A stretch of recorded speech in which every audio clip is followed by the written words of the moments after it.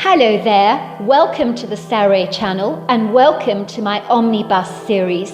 I've got so many of these omnibuses that are going to come out so that you'll be able to listen to an hour's worth of stories, which I know you're going to love. You know, the thing is that telling stories is such a fine art, and it's something that was practiced hundreds of years ago when people didn't have the technology that we have today. And everyone would gather around the fire and listen to a wonderful story.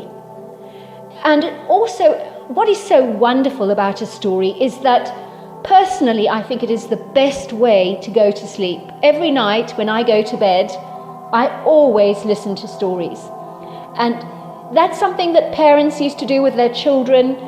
It's something that they still do with their children. There's nothing better than a good story. And so I hope you're going to enjoy this series.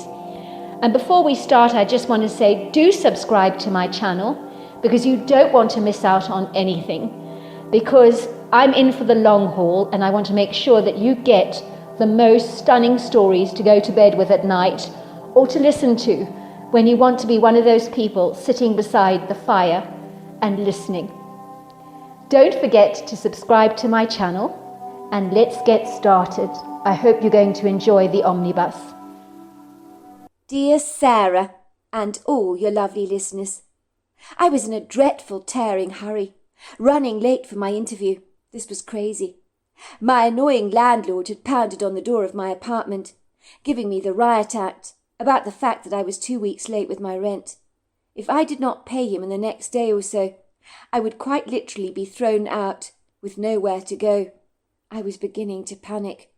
What Mr. Obdivine did not know was I'd been sacked by the bar manager, Simon Toblington, for inappropriate behaviour. Now I was struggling to get the rest of my pay he owed me, as every time I went to the bar to pick it up, he had no available cash on hand, but had promised to pay me in the morning. I knew Simon Toblington would not let me down. He was a man who kept his promises. I'd always liked him. It wasn't his fault he had to let me go. I don't really think he had much choice in the matter. Why was I always losing jobs, left, right and centre? I couldn't keep this opinionated trap of mine shut. That was my problem. My big mouth had cost me a few jobs, as political correctness was simply not one of my best virtues. If I saw something happening under my nose that I considered wrong, I would not hesitate to speak out about it and express my obvious indignance. And the problem with working at a bar is that you would do well to keep your opinions to yourself, as privately as your secret code for your computer or your personal ATM number. Some things just should not be shared. I knew this only too well, but I couldn't help myself. My mouth was as loose as an elastic hairband. When you worked with members of the public in a position of servitude, your job was to smile and attend to their every need, even when there might be people you would like to give a piece of your mind to. It had been an eye-opener working at a bar, as there are a kaleidoscope of colourful people that cross your path. The vast majority, very decent, fun-loving Americans. Too bad that a scant few were a little uncouth and too rough around the edges for my liking. Sometimes I was inclined to be very impulsive, a little like an unbridled wild mare, which was why I had got sacked in the first place. In truth, I should have seen this coming. I'd overheard two young men in the bar, in their early 20s, talking about a young woman in such a derogatory, condescending way, as if she was a piece of meat. I hated that, and their words burned me like searing red-hot coals, so that I physically flinched with disgust. I could see them pointing at a girl with blonde hair, worn back in a messy ponytail. "She's definitely only a 7, not more," said the inebriated man with a chuckle. "Ha ha!" He raised his feathery brow in mock amusement. "But put it this way, I won't say no if she propositions me. Besides, with a bit more booze inside me, she could well become a 10. My blood began to boil to see two men demean the young woman so unkindly. How would they like it if people talked about them like that? It was so immature and pathetic. My blood began to boil. as I listened to their derogatory chatter. Was I really supposed to say nothing? I began to bite my lips so hard that I could taste the blood on my tongue. My fingers trembled as I poured out the beers for them that they'd ordered, in 2 long-stemmed glasses. In between their slurred, drunken chatter, they watched me hungrily as I poured their drinks, as believe me, I've seen drunks drool over the prospect of another drink. It's like they can never have enough. For some reason I lifted up the 2 glasses, and on looking at the red faces of the swaggering, blooded men, I couldn't help myself. Believe me, I did try. I was like a dog on an owner's leash, trying to behave myself, trying so hard to be good, to be obedient. But on seeing a rabbit, the urge to chase it is so overwhelming. So I impulsively run after it, knocking my owner off his feet in my haste and blowing all caution to the wind, instead of thinking about my actions and reining in my impulses. That's what I was like.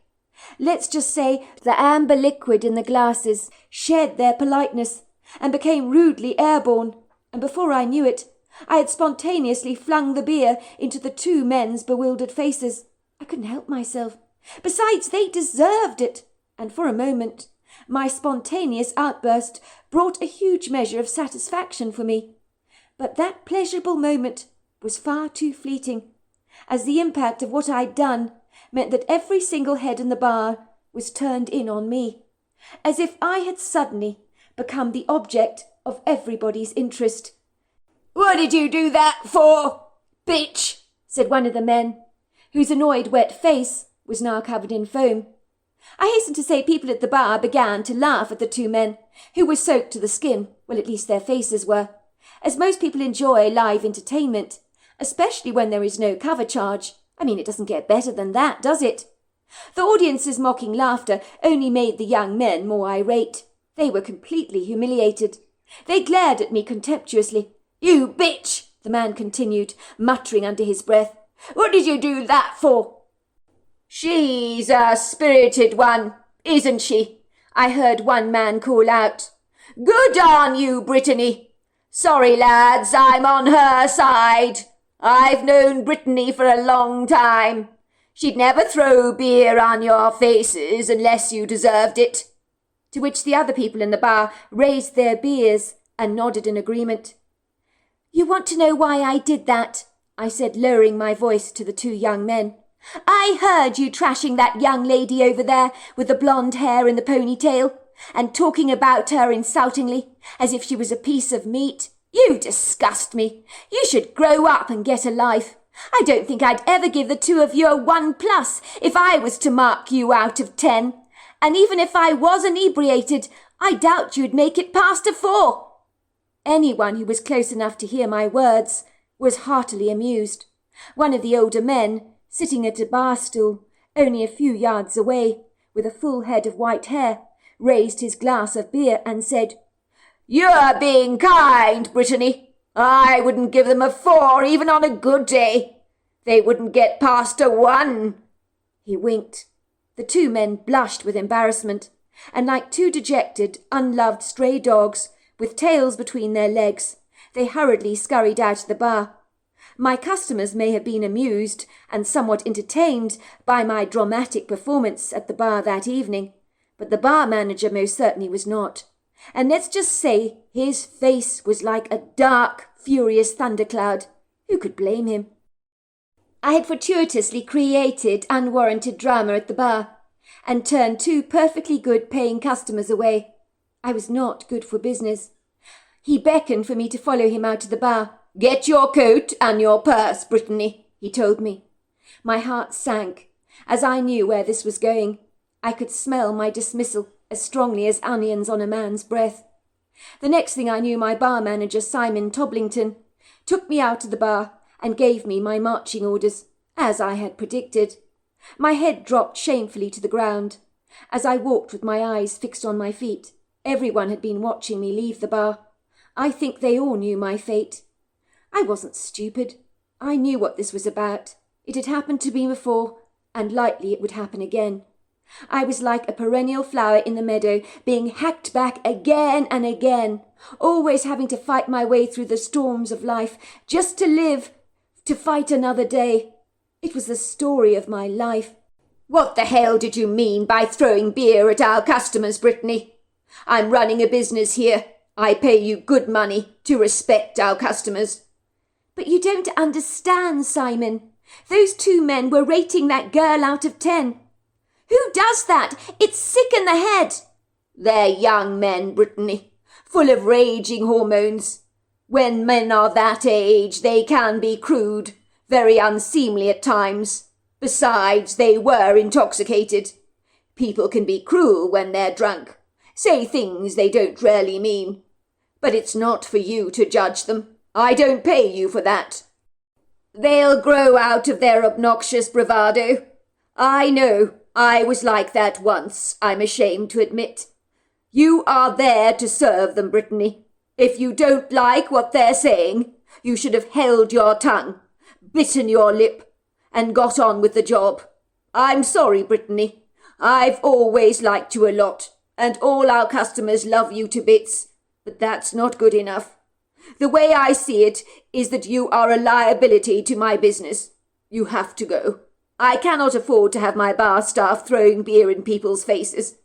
And I know you too well. You'll likely do it again. I can't trust you, Brittany. Not any more, I'm afraid. I made a face and bunched my brows together. I'm sorry, Simon. I won't do it again. It just made me so mad to see them talking like that. It really grates me. I can't bear it. That's the problem. And I understand, Brittany. It'll always be your problem. I don't think you can help yourself. When you're upset, you react so impulsively, without engaging your common sense. That's why I can't afford to keep you on. I'm quite sure it won't be the last time you hear that kind of chatter again, especially when people are drunk. I can't trust you not to blow off steam like a boiling kettle and cause all kinds of chaos in your wake. You humiliated those young men. Everyone was laughing at them when they left the bar tonight. And I will tell you one thing, I doubt they will be returning here again. You're driving my customers away. I have a business to run, and I can't afford to allow that to happen again. But I need this job, Simon, desperately. How am I going to pay my bills without it? I'm pretty much doomed. I'm sorry, said Simon, but that is not my problem, Brittany. You should have thought of that before you allowed those beers to go airborne this evening. My life was on a downward trajectory, but then again it always was. Tell me something new. For as long as I could remember, my life had never been easy. I'd grown up in a single-parent household, where my mother earned a minimum wage cleaning offices and dirty toilets for a living. So we had lived in a shabby, threadbare apartment, deprived of modern-day luxuries, in one of the poorer parts of New York City, the Bronx, which has a higher rate of crime, and for some obscure reason was always kept less clean than the more savoury parts of the city. The Big Apple looked glossy and perfect from the outside, but close to the core there were some rotten, insidious areas, the Bronx being one of them. I can remember more than on several occasions when our rubbish was left to fester on the streets, so it attracted a thriving rat population. The wealthiest parts of the Big Apple were always pristine, but the more shabby parts were often overlooked and forgotten. By all accounts, the laborious financial struggles my mother had faced when I was young had impacted me greatly growing up. I'd often felt bereft with the unfairness of life. Sometimes I almost hated the affluent and self-entitled in society, as they seemed to go through life seamlessly, without a scratch, while wherever I went, I was encountering potholes and cracks, and like an old clapped-out car, I did not weather those roads very easily. My family had been well used to being thrown out onto the curb, from one apartment to another, by a plethora of angry landlords, who were never kind on our pitifully shallow pockets. You could say it had been the story of our lives. Bad luck seemed to follow me everywhere, like a malnourished stray dog infested with ticks. I lived my life expecting things to go awry, and they usually did for me. One of my sisters had escaped the rat race of our family misfortunes and surprised us all by leaving behind her shabby existence and soaring up into the world like a majestic eagle. Too bad she didn't take the rest of us along with her, That might have been rather nice.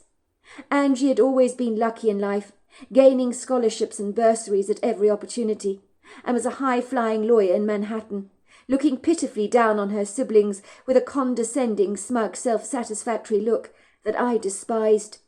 She unabashedly gloated about being the wealthy one in our family, and was tirelessly showing off her extravagant indulgences, from her fancy car to her glamorous Tribeca apartment.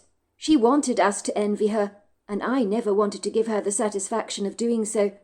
Indeed, me and my other two brothers loathed what Angie had become. She thought she was so much better than the rest of the family, and seemed to love it when we approached her for a loan. We would feel like naughty schoolkids that had been reprimanded by the headmaster. That's how small Angie would make us feel when we borrowed money from her. I'd feel like I had to grovel. She gloated in her success, like a puffed-up penguin, caught up in her own vaingloriousness, and it would make me sick to my stomach. "You know your problem, Brittany. You lack optimism. You always believe bad things will happen to you, and they invariably do. Unlike me, I always know that great things are going to happen, and they always do. Look at you. You're working in a bar, not really making any money. You could do so much better for yourself if you got your act together. But I don't see that happening any time soon." Angie could be brutally unkind with her words. It hadn't escaped my attention that my sister was caught up in an illusional world, where a cocky, rather arrogant self-entitlement and conceit had definitely made her forget her less than glamorous roots. "It's all right for you, Angie. It's easy for you to judge our lives. But you sailed through life when we were young, while the rest of us didn't have it as easy as you. We weren't blessed with your academic prowess. The only reason you've done so well is because you were clever at school academically and good at sports. You got the sponsorship that we were denied. If we'd been wearing your privileges, maybe we also would have college degrees behind us. So stop acting as if you're all that," I had told her in no uncertain terms. I knew come hell or high water, I'd rather end up sleeping on the streets than giving Angie the satisfaction of asking her for a loan, so that she could spit her bile at me and tell me how hopelessly useless I was. I already felt like a complete failure in my life as it was, and I didn't need her putting more salt into my wounds. "Please, Mr. Obdivine," I tried to explain to my landlord, "I promise you this is not my fault. My boss at the bar has failed to pay me, but I will get the money. You will be paid your rent that I owe you, and I'm really sorry it's this late, but I assure you it was not intentional." Mr. Obdivine was not always pleasant. He was a perennial cynic who had absolutely no faith in any of his lodgers, and frankly I didn't blame him for that. Maybe being a long-suffering landlord had worn away at his redeeming qualities, and so his weathered patience was clearly frayed at the edges. His dark eyes bored into mine indignantly. "It's tough out there, Miss Cassidy. I know it is. It's a dog-eat-dog world. We all have to fight to survive. I'm no different, I'm afraid. I have a wife and a family to feed, who rely on my rental incomes. I don't need people letting me down. I thought you were different, Brittany, when you moved in here. I thought I could rely on you to be trustworthy, but you failed me. I'm sorry, but if you don't have your rent by tomorrow, I'll throw you out with the bathwater. I'm tired of people's excuses. Quite honestly, I've had enough." "I won't let you down, Mr. Obdivine. Believe me, I understand why you're mad. I would be too if I was wearing your shoes. But I promise you this, I will get you your money. Now do you mind if I go? I'm running awfully late this morning." Mr. Obdivine's face physically softened. "I'm sorry, Miss Cassidy. I don't mean to be hard on you. Are you going somewhere important? You look very smart today." "Oh, this old thing," I said, glancing down at my grey pencil skirt and subdued matching jacket that I was wearing.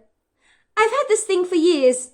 It's nice, you know, not always to wear the black pants and top I wear for my bar work." "Well, you look very agreeable, Miss Cassidy. I look forward to receiving my rental tomorrow. Have a nice day, and I'm awfully sorry for holding you up." I sighed as I glanced in the mirror at my reflection, deciding I'd have to do. If Mr. Obdivine had complimented me on my appearance, I must look somewhat good. The man did not give compliments easily. I better get a move on, I thought. Nothing looked worse than being late for an interview. I had told the restaurant where my interview was scheduled for a waitressing job that I'd be there by 8:30. If I was late, then I was sure I would lose this job. If I couldn't be relied upon to get to an interview in time, then I was unlikely to be a good candidate or reliable as an employee. It would not reflect well on me, so I needed to make haste. I was beginning to panic as I got to the street. The road was busy with cars rolling past me. I patiently waited for the lights to change. It felt as if they never would, as if the forces of nature were conspiring against me to make me late again. I was a complete screw-up. Sweat was saturating my entire face in my angst to get moving.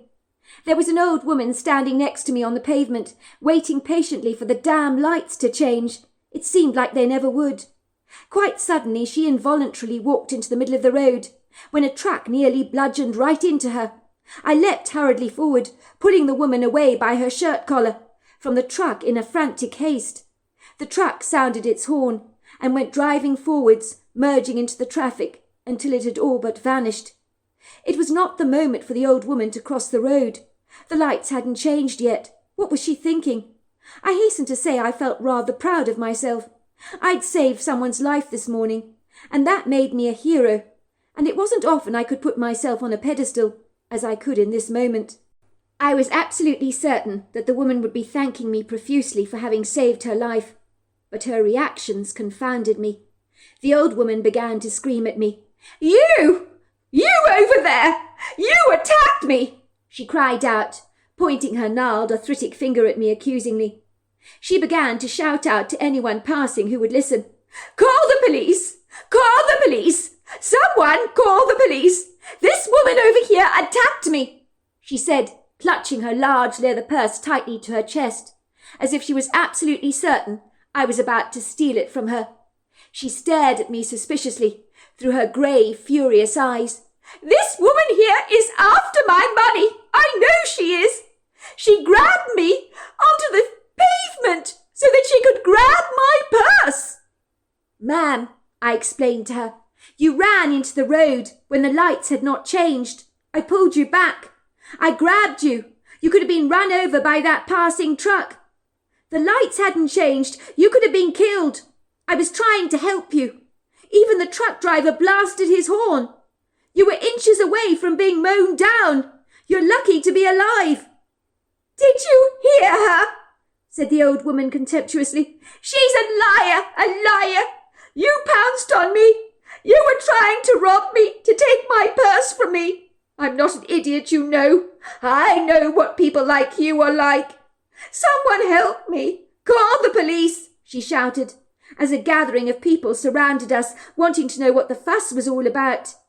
In New York, you'll often get an interested crowd of spectators when something untoward happens.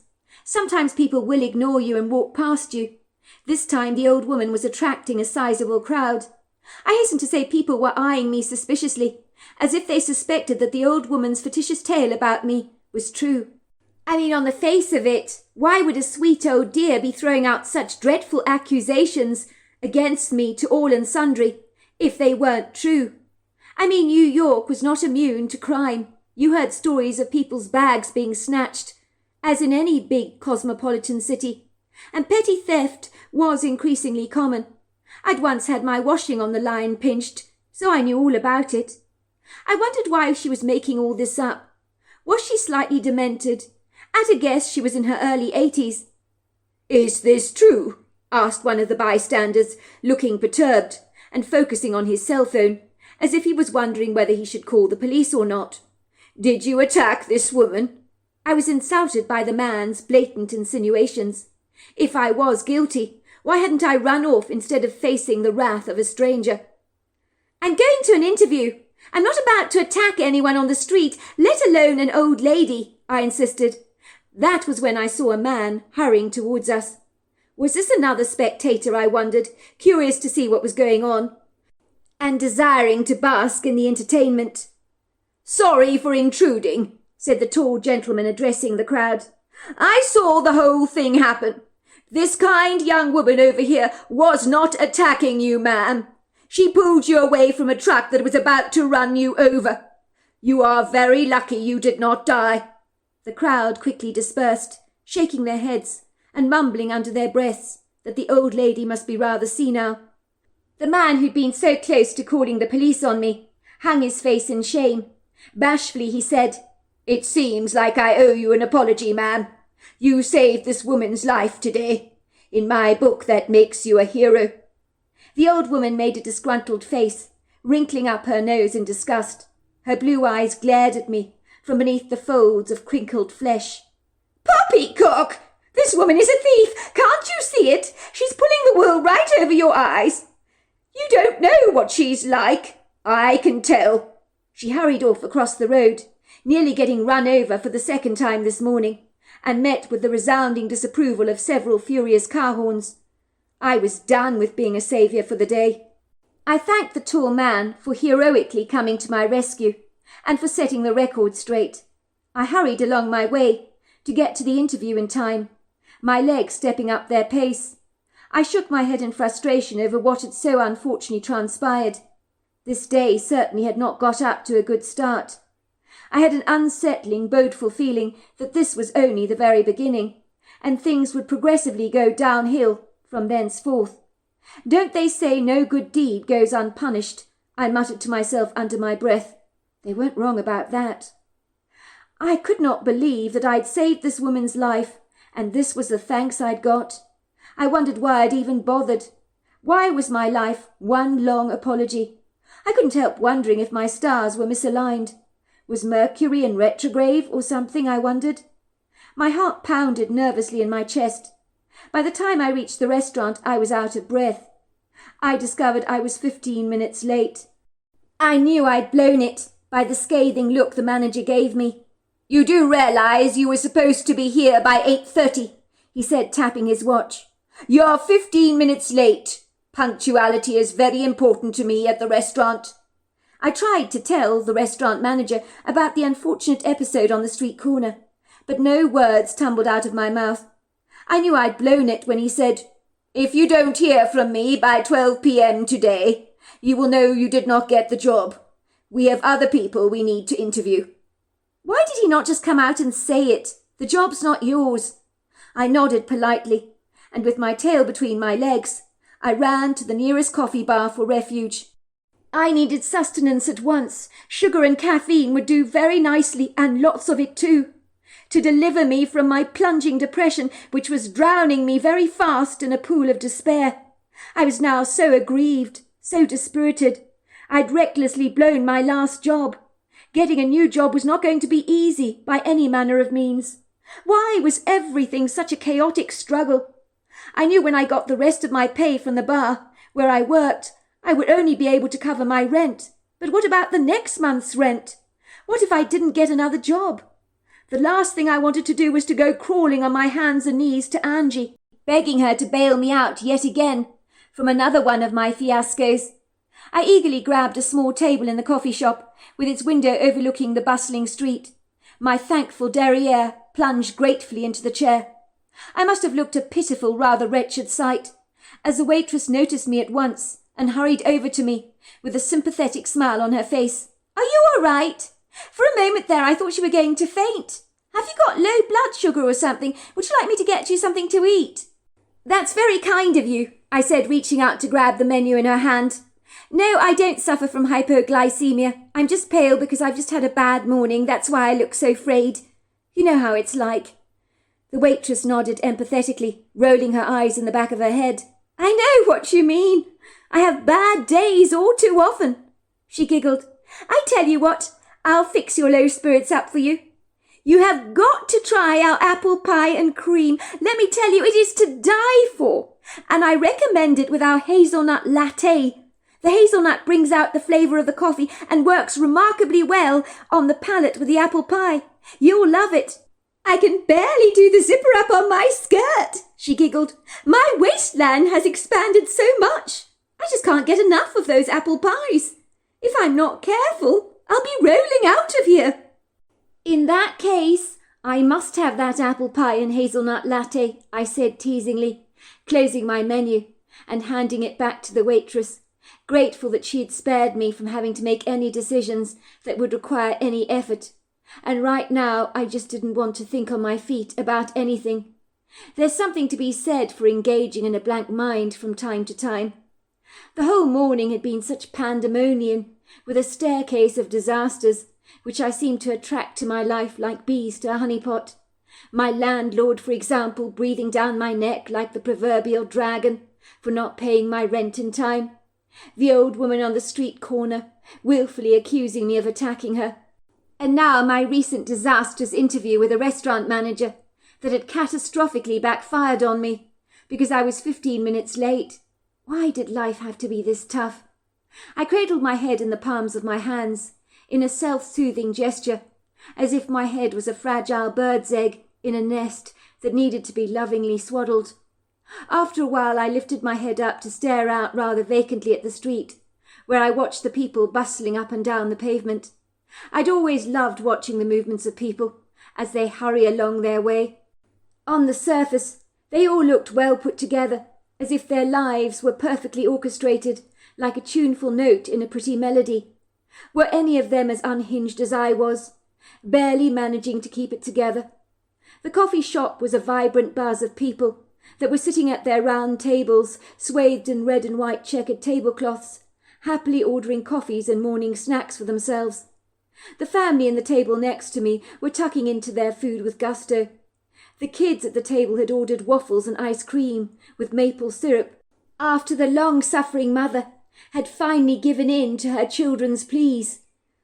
"All this sugar! I'm not sure it's a good idea," she said despairingly. "It'll make the kids hyperactive." Please, Mummy," the kids had begged her. "We don't want scrambled eggs. We hate scrambled eggs. Scrambled eggs are yucky, really yucky. We like maple syrup and ice cream and waffles." The father had leapt to his children's defence. "Maggie, don't be such a misery guts. We're on holiday, for goodness sake. Let the children have a little treat. Once in a while it can't harm them." "Very well," she said. "Have it your own way, but don't complain if the kids are screaming late into the night." I felt sorry for the children's mother. She looked as exhausted as I felt. I listened to the clattering of cutlery, the chit-chatter of people's voices, like the background noises of the ocean, and in a strange, rather peculiar way, it calmed down my somewhat turbulent, stormy emotions. Coffee shops have always done that for me for some reason, especially after the first shot of caffeine hits my system. After my first cup of coffee, the world always seems to be a much more congenial place for me. I don't care what the cynics say about coffee, but frankly, I can't do without it. "Hello," came a familiar male voice. "I thought I recognized you. Do you mind if I sit down?" I looked up in surprise to see the tall man who had rescued me at the roadside earlier on from the old lady's false allegations. How funny, I thought, to run into him again like this. New York was a big place, and running into a perfect stranger twice in one morning seemed more than a little uncanny. But then again, stranger things have happened. "Of course," I said. "Be my guest." I gestured for the man to pull out a chair for himself, and I gave him a warm, friendly smile. "Thank you, by the way, for saving me earlier on from that insufferable old lady."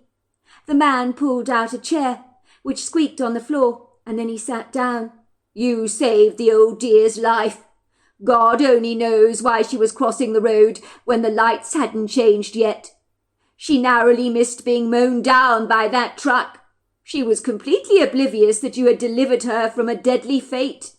He paused for a brief moment and studied me through his steely grey eyes that were dappled with concern. "More to the point, how are you feeling? You look like you've had a rough morning yourself. But then after that unfortunate incident with the old lady, I can't say I'm remotely surprised." "You can say that again," I said with a huge sigh. "It's like the domino effect, isn't it? One thing goes wrong, and then the whole pile of dominoes comes crashing down. one after the other, and everything else falls apart. Join the club. It's been a bad morning for me as well. And what are the chances of running into you again? It must be serendipitous. When I saw you sitting here in the corner of the coffee shop, I knew I needed to come over to say hello. Don't get me wrong. I do like New York very much. My brother Chuck lives here. But every time I come to this part of the world, I find the fast-pacing move of life a little overwhelming. I prefer to slow down and take stock of things, you know. For a moment the man followed my gaze as I glanced briefly out of the coffee shop window to watch the people. I mean, look out there, for example, at the rushing people, going all their merry way, goodness knows where. But aren't they looking so frantic, each and every one of them? That's city life for you. For some reason people are always in a dreadful rush, and I never really know why. I know what you mean. I'm always in a rush these days, in a tearing hurry to get to my rendezvous in time. I paused for a second and said, You're not from here, then? I could swear you have a New York accent. Well, I grew up here, but me and my wife, we live in the Catskills now. It got too much for me living here in New York. I know a lot of people go to the Catskills for the weekends to take a breather, but I moved there to escape the rat race indefinitely. I'm lucky because I can work from home, so I don't have to spend too much time in the Big Apple, thank God. The waitress came up to the table, bringing me my apple pie and hazelnut latte, placing it in front of me with a big smile on her face. I'll give you your money back, she said teasingly, if you don't think that this is the best apple pie you have ever tasted. It does look amazing, I agreed. I can smell the cinnamon and cloves. It looks quite delicious. It does look lovely, said the man approvingly, staring at my plate longingly, and then looking up at the friendly waitress. I think I'll have exactly the same as the lady, he told her. Coming up, she said, giving him a grin and bustling away. I couldn't help thinking it such a pity that this tall man was married, as he had mentioned his wife. I'd noticed he was handsome with spirited grey eyes and a square jawline. I thought he must be in his early 30s, but I've never been good with people's ages, and more often than not I get it horribly wrong. Even though he was easy on the eye, he had a great sense of humour, and I always liked that in a man. Why were the best men taken, I thought. Oh, I must apologise. Do mind my manners, said the man, gripping my hand in his, in a firm, friendly handshake. My name is Douglas Farrell. People call me DJ. Well, I quite like the shortened version of your name. It's very nice. It suits you. I'm Brittany Cassidy. People call me Brit. I prefer to be called Brittany, though. So tell me, Brittany. And also tell me to stop prying if you don't want me to intrude on your privacy. But might I have the impertinence to ask why your morning has been so unpleasantly rough? I get that the old woman giving you a hard time for saving her life would get you down, but I sense there is more to your day than that. Well, then you're very perceptive. The old woman was just a small part of my morning. She was just one of those poison arrows that was haphazardly flung at me. If you must know, I was on the way to a job interview that went decidedly pear-shaped. I was late on arrival, and that went down like a lead balloon with the boss. Well, the person who was doing the interviewing anyway. He told me clandestinely between the lines that I had not got the job because I was late. It was pretty clear to me. Oh, I'm very sorry to hear that, Brittany. Did you not tell him about the unfortunate fortuitous incident with the old lady that waylaid you? I'm sure if you'd explained yourself, he might have been more malleable. I shrugged my shoulders nonchalantly. Since when do people pay any attention to excuses? If I told him my story, he'd probably think I made the whole thing up, and I couldn't blame him if he did. Good point, he said. What kind of a job are you looking for? He asked me. Nothing special, just a run-of-the-mill waitressing job, that's all. I haven't got a college degree behind me, so I have to make do with what I can get. Beggars can't be choosers. The man's face brightened. I have a job that might be of interest to you. That's why I'm up here in New York, actually. I was supposed to meet a young lady here this morning, but she's bailed on me. But if you're interested, you might be the solution to my problem. And if the truth be told, I think you would do very nicely for the job. You might be exactly what I'm looking for, but I'm not sure the job will be up your street." "Oh dear," I said. "What kind of job is this that you're offering? I'm intrigued." I took in a long, deep breath. I could hardly dare to hope that my unlikely bumping into a random stranger might well actually lead to a fruitful outcome. Could the job this man be offering me be a potential answer to my prayers? I certainly hoped so. "Well, it's in the Catskills," he explained. "You'd have to live on my property, in the guest wing there, which is very nice, I might add. It would invariably mean moving away from New York.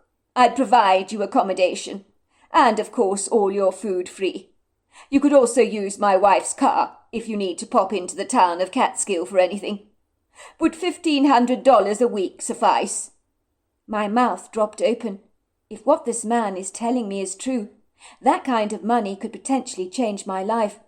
For once in my life, I might be able to start a savings account and invest in some nice things I'd longed to acquire. I tried to straighten my lip that was quivering with excitement. I told myself to hold it together and not to get my hopes up, which was regular self-talk for me. I better find out what the job is about, I thought, before I go plunging into something that is not right for me. "Of course, I will organize health insurance for you. You can have 3 weeks off a year, and every second weekend off. Can't say fairer than that." "Look, DJ, this is terribly kind of you. But before you go on any further about the tempting, rather enigmatic package you're offering me, could you at least start by telling me what the job actually is? I'm intrigued, bursting at the seams to find out. I have no idea what you want to hire me for, or whether I'm actually qualified to do this job." For the first time, I noticed DJ flinching. He was playing awkwardly with the wedding band on his finger, twisting it around in circles in a nervous gesture. For a brief second, he diverted his silvery gaze from me to focusing on my empty plate of apple pie that I'd hungrily devoured moments before. It was almost as if he was hand-picking his words very carefully as to what he wanted to say next. Maybe he was afraid I was going to say no to his job offer. He seemed more than a little eager for me to accept his proposition. "It's my wife. I'd like you very much to become her companion. I will pay you for the pleasure." I raised a brow. "Are you kidding me? You want me to befriend your wife? You want to pay me to be her friend? That sounds a little nonsensical." "It's not what you think," said DJ, looking uncomfortable. He was shifting in his seat. "My wife, Susanna, has a head injury. The doctors are not sure if she will make a full recovery. Only time will be able to tell. The brain can take a long time to heal. My wife has a full-time nurse who takes care of her very well. But what she really needs is a loyal companion. It's not as crazy as it sounds. In the olden days among the aristocracy, companions were often hired for people. My wife needs a companion, and I'm prepared to pay for one. You see, to put it simply, I can't always be there for my wife. My business keeps me very preoccupied in my offices on the property, where I take regular conference calls and talk to my suppliers. My wife needs someone who can take her outdoors for the occasional stroll in her wheelchair, read to her, and be a friend to her. Unfortunately, my wife can't speak much. The brain injury has affected that part of her brain connected to speech. But she is aware of what is going on around her. She's definitely still in there. I know she is. I'm of the belief she will get better. Her progress seems to me to be painfully slow, but it's steady. I have seen minuscule improvements which even the doctors say are very promising at this stage of the day. She manages to say a few words in a slurred voice, so it can be difficult to hear what she's actually trying to communicate. It would also be good if you helped her at meal times. Sometimes if she doesn't eat, we have to give her a feeding tube, but she's managing to eat baby food and anything whizzed up in the food processor. She's got a weakness to one side of her body, but she can move her right hand reasonably well, And of late it's got significantly stronger, I'm told, so she can actually feed herself. In the beginning we had to spoon-feed her like a baby, which she absolutely loathed. Oh, I'm so sorry, DJ, I said, bunching my eyebrows together. I could feel a sense of shame wash over my face, as if I'd been well and truly humbled. There I was, feeling so sorry for myself all morning, and now my problem seemed almost pathetically small by contrast to what this poor man had been through. I can't imagine what it must be like to have to look after a wife who has a brain injury. I could see DJ was such a kind, attentive, loyal husband who was completely devoted to his beloved wife, but never knowing if she was ever going to make a full recovery must be like precariously balancing on a landmine. As if DJ was reading my thoughts, he said, "It was my decision to bring my wife back home, to get a full-time nurse for her. I want my wife to be around me as she always was. She's the woman I married, the quintessential love of my life. I want her around me. The house is very quiet at the moment. Previously we had 2 grey Weimaraners. They're very boisterous, you see, so my brother's looking after them at the moment. We will get them back when my wife is stronger." "I hope you don't mind," I asked him, "but what actually happened to your wife?" "Now that is the mystery. I would love to know the answer to that myself, but I cannot find out what happened to her, when she is completely incapable of speaking to me. All I know is she was bashed on the head, but by who or what I do not know. When I ask her about the incident, I see terror in her eyes. Sometimes recalling the event for her seems to make her physically convulse, as if she's having a seizure, so to speak. Let's just say I was in my office when my wife had that dreadful accident. The events of that curious evening are very bizarre to me. 6 months on and I'm still trying to make sense of everything. It's like putting the pieces of a jigsaw puzzle together. But I regret nothing fits.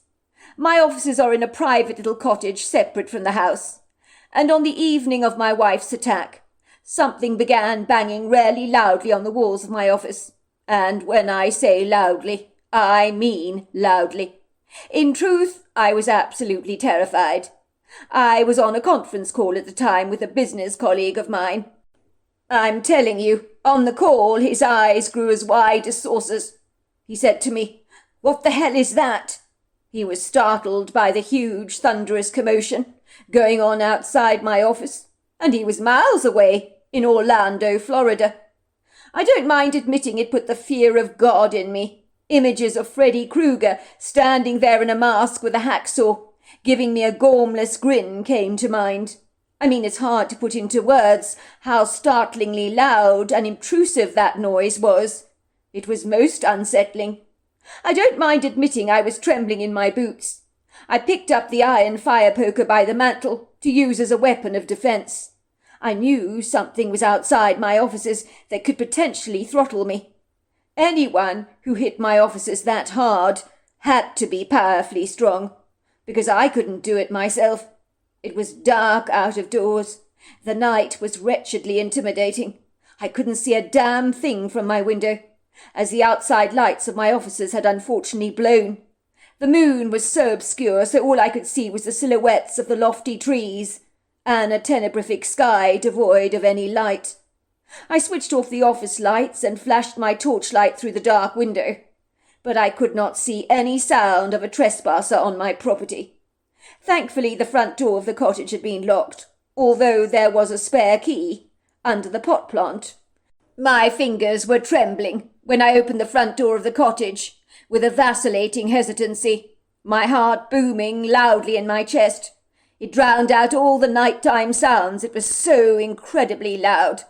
Even though I'd seen nothing, I was struck down with what I can only say was an overwhelming sense of discomposure, the likes of such I've never experienced before or since.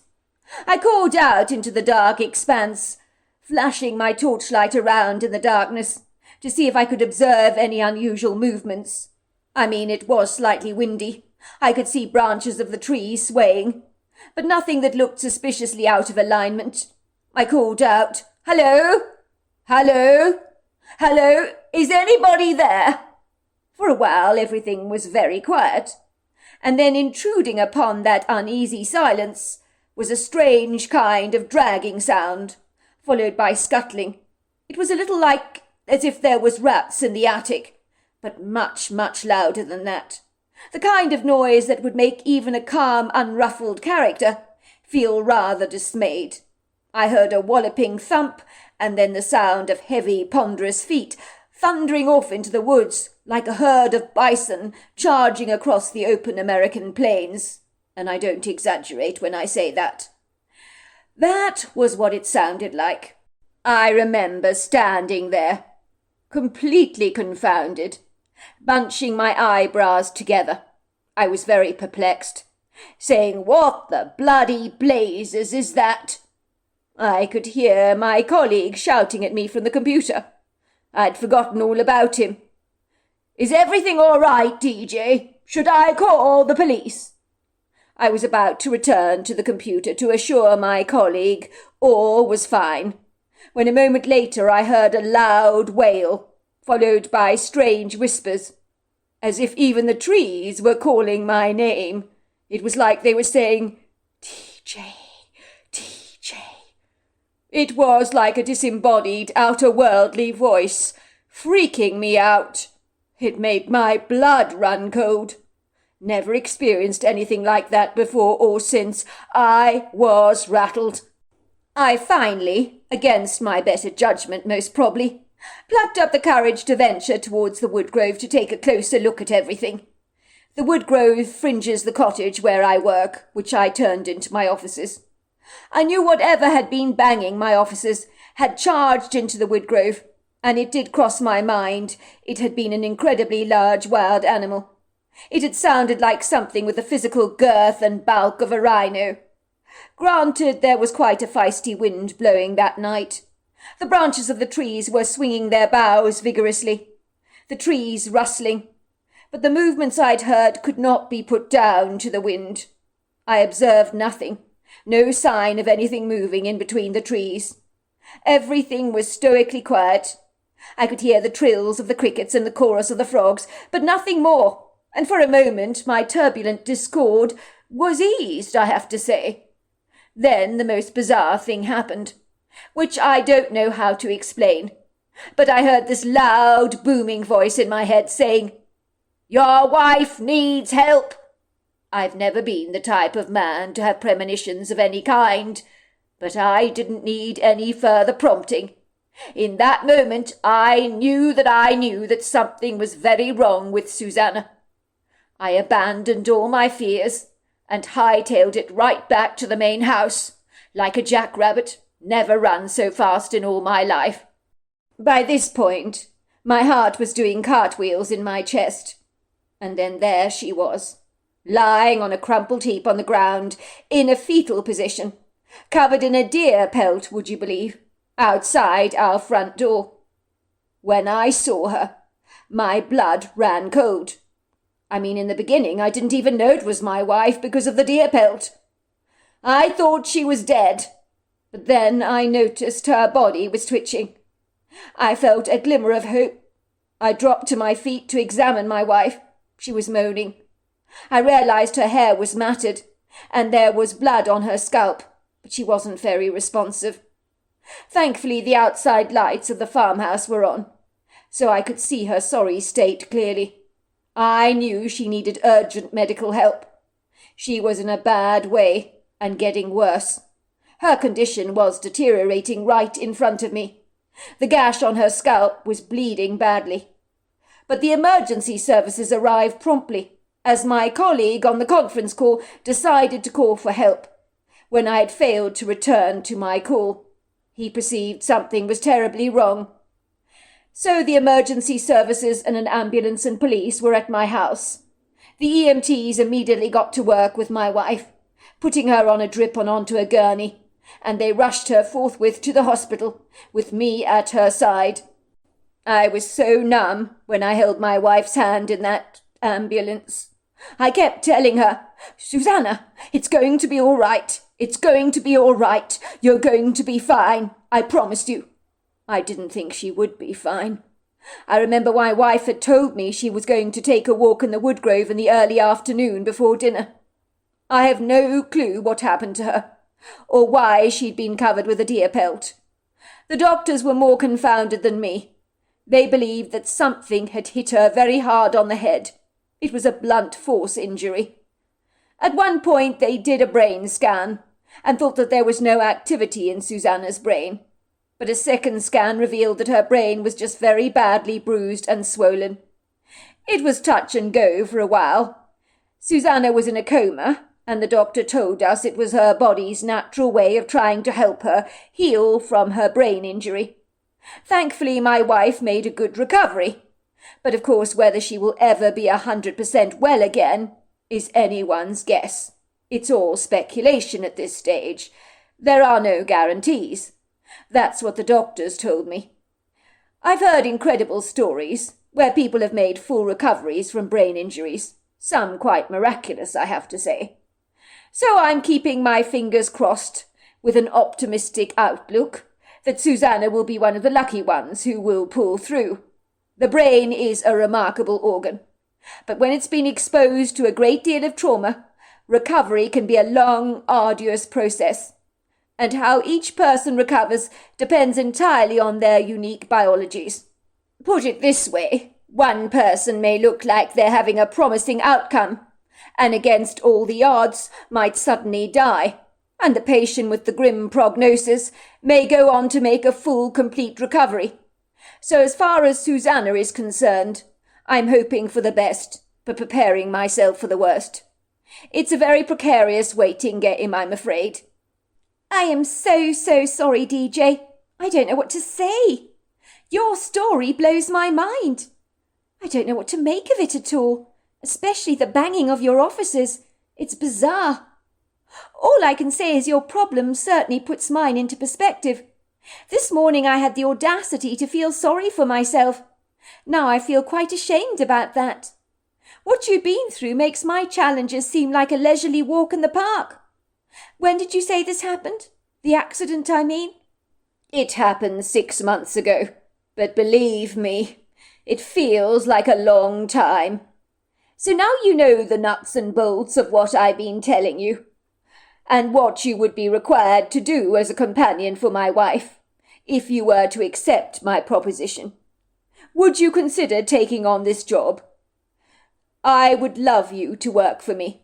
It would be a huge load off my mind, and would ease my guilt. I can't be there all the time for Susanna. She really needs a good friend, not just a nurse.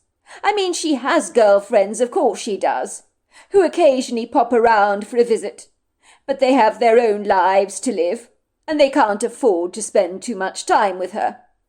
And I personally believe that will help exponentially to aid in my wife's recovery. I hasten to say the doctor was the one who proposed I hired a companion for her. He told me that his patients who have hired companions have progressed remarkably well in their healing, and that makes an awful lot of sense to me. I'll do it, I said. I'll do it. I need the money, but it's not just that. In truth, I'd really like to do something more useful and productive with my life, rather than just serving people at the bar. I think helping your wife, well, that would make me feel a sense of accomplishment, a sense of purpose, you could say. Maybe I can even try and encourage her to talk more. DJ gave me a crooked smile that lit up his bright grey eyes. I could see the relief wash over his face, as if I'd taken a huge load off his mind. Thank you, Brittany. Thank you. Honestly, I don't know what to say. In truth, I'm glad that lady did not arrive for the interview today. I think serendipitously you were meant for the job. You were probably chosen, sent to us for some reason. Don't thank me. It's the other way round, DJ. I need to thank you. If the truth be told, I'm actually looking forward to escaping the Big Apple. It'll be good to get away from my ramshackle apartment and a very demanding landlord who's not exactly terribly pleased with me at the minute. I don't blame him either. More to the point, DJ, when I thought my world was falling apart, you made me see that some of us have it far worse than I do, and I feel humbled about that, especially with the story you shared with me. I'd be glad to help your wife, I really would." "I'm delighted. We'll make all the arrangements." DJ made me feel very welcome in their beautiful home in the Catskill Mountains, with its prepossessing views and pretty woodland trees that hugged the property affectionately from every side. Some might have described it as the quintessential house in the woods, although there was a long driveway through the trees that led out to the main road, and the town of Catskill was about an hour and 20 minutes away. The house itself was absolutely sensational, with a large gable at the front and prepossessing arched windows throughout overlooking the breathtaking views of the woods. The house was surrounded by a large undulating square of lawn, strewn with pretty flower beds, and then fringing this square of verdant turf was the tall majestic trees of the sprawling grove. For me, having grown up in less than affluent circumstances, where sometimes my family had lived on pasta with tomato sauce to get by, it was quite an eye-opener for me to see how the other half actually lived. The superb, well-appointed house was lavishly decorated, with no expense spared, but there was nothing pretentious or tasteless about this modern farmhouse. It had been designed to be sumptuously cosy, with comfort in mind, and although it was spacious, it was not too big, as in my experience oversized houses can lose a plethora of charm and character. This house was the perfect size. It embodied charm, warmth, and it was snug and congenial. It boasted high ceilings and very large fireplaces. It was the kind of house that would make you instinctively sense that you would like the owners, based on its happy, warm, mellow ambience. It was hard to believe anything bad had actually happened here. I've visited houses in the past where bad things have occurred, and the house usually leaves behind an unsettling impression. There was nothing like that about this benevolent home that seemed to warmly welcome me. I hasten to say the long windy staircase that led to the second floor was a little treacherous. It rather reminded me of the precarious stairs you might see in a lighthouse, although infinitely more elegant. It was that steep staircase that DJ told me was the reason the house had come onto the market in the first place. The old woman who owned the place realized one fall down those steps could quite literally lead to deadly consequences. I was heartily relieved to see that there was indeed a lift that had been installed for DJ's wife and for anybody else who wanted access to the second floor. It would mean that DJ's wife could have easy access out of doors if she wanted to enjoy indulging in the fresh air. That staircase was the most intimidating staircase I've ever seen. I wouldn't have trusted myself to use it on a dark, lonely night, so I could easily comprehend why the old woman would have sold this house on account of that staircase. The lift was a godsend. Also, I couldn't imagine how Susanna could possibly be ferried out of the house down those treacherous stairs. But the lift changed everything for us. As if reading my thoughts, DJ piped obsequiously, "I'm afraid, Brittany, my wife simply refuses to go out of doors. I'm hoping you might change her mind, persuade her perhaps. It's not healthy for her to be cooped up in her room all day long, as you can fully appreciate." I wondered privately to myself what really had happened to Susanna on that fateful night. Why she'd been found lying outside her house in the dark, in a crumpled heap with a huge gash on her head and a deer pelt covering her body to keep her warm. It was so bizarre. The general consensus of opinion was she must have been violently attacked, but by who or what?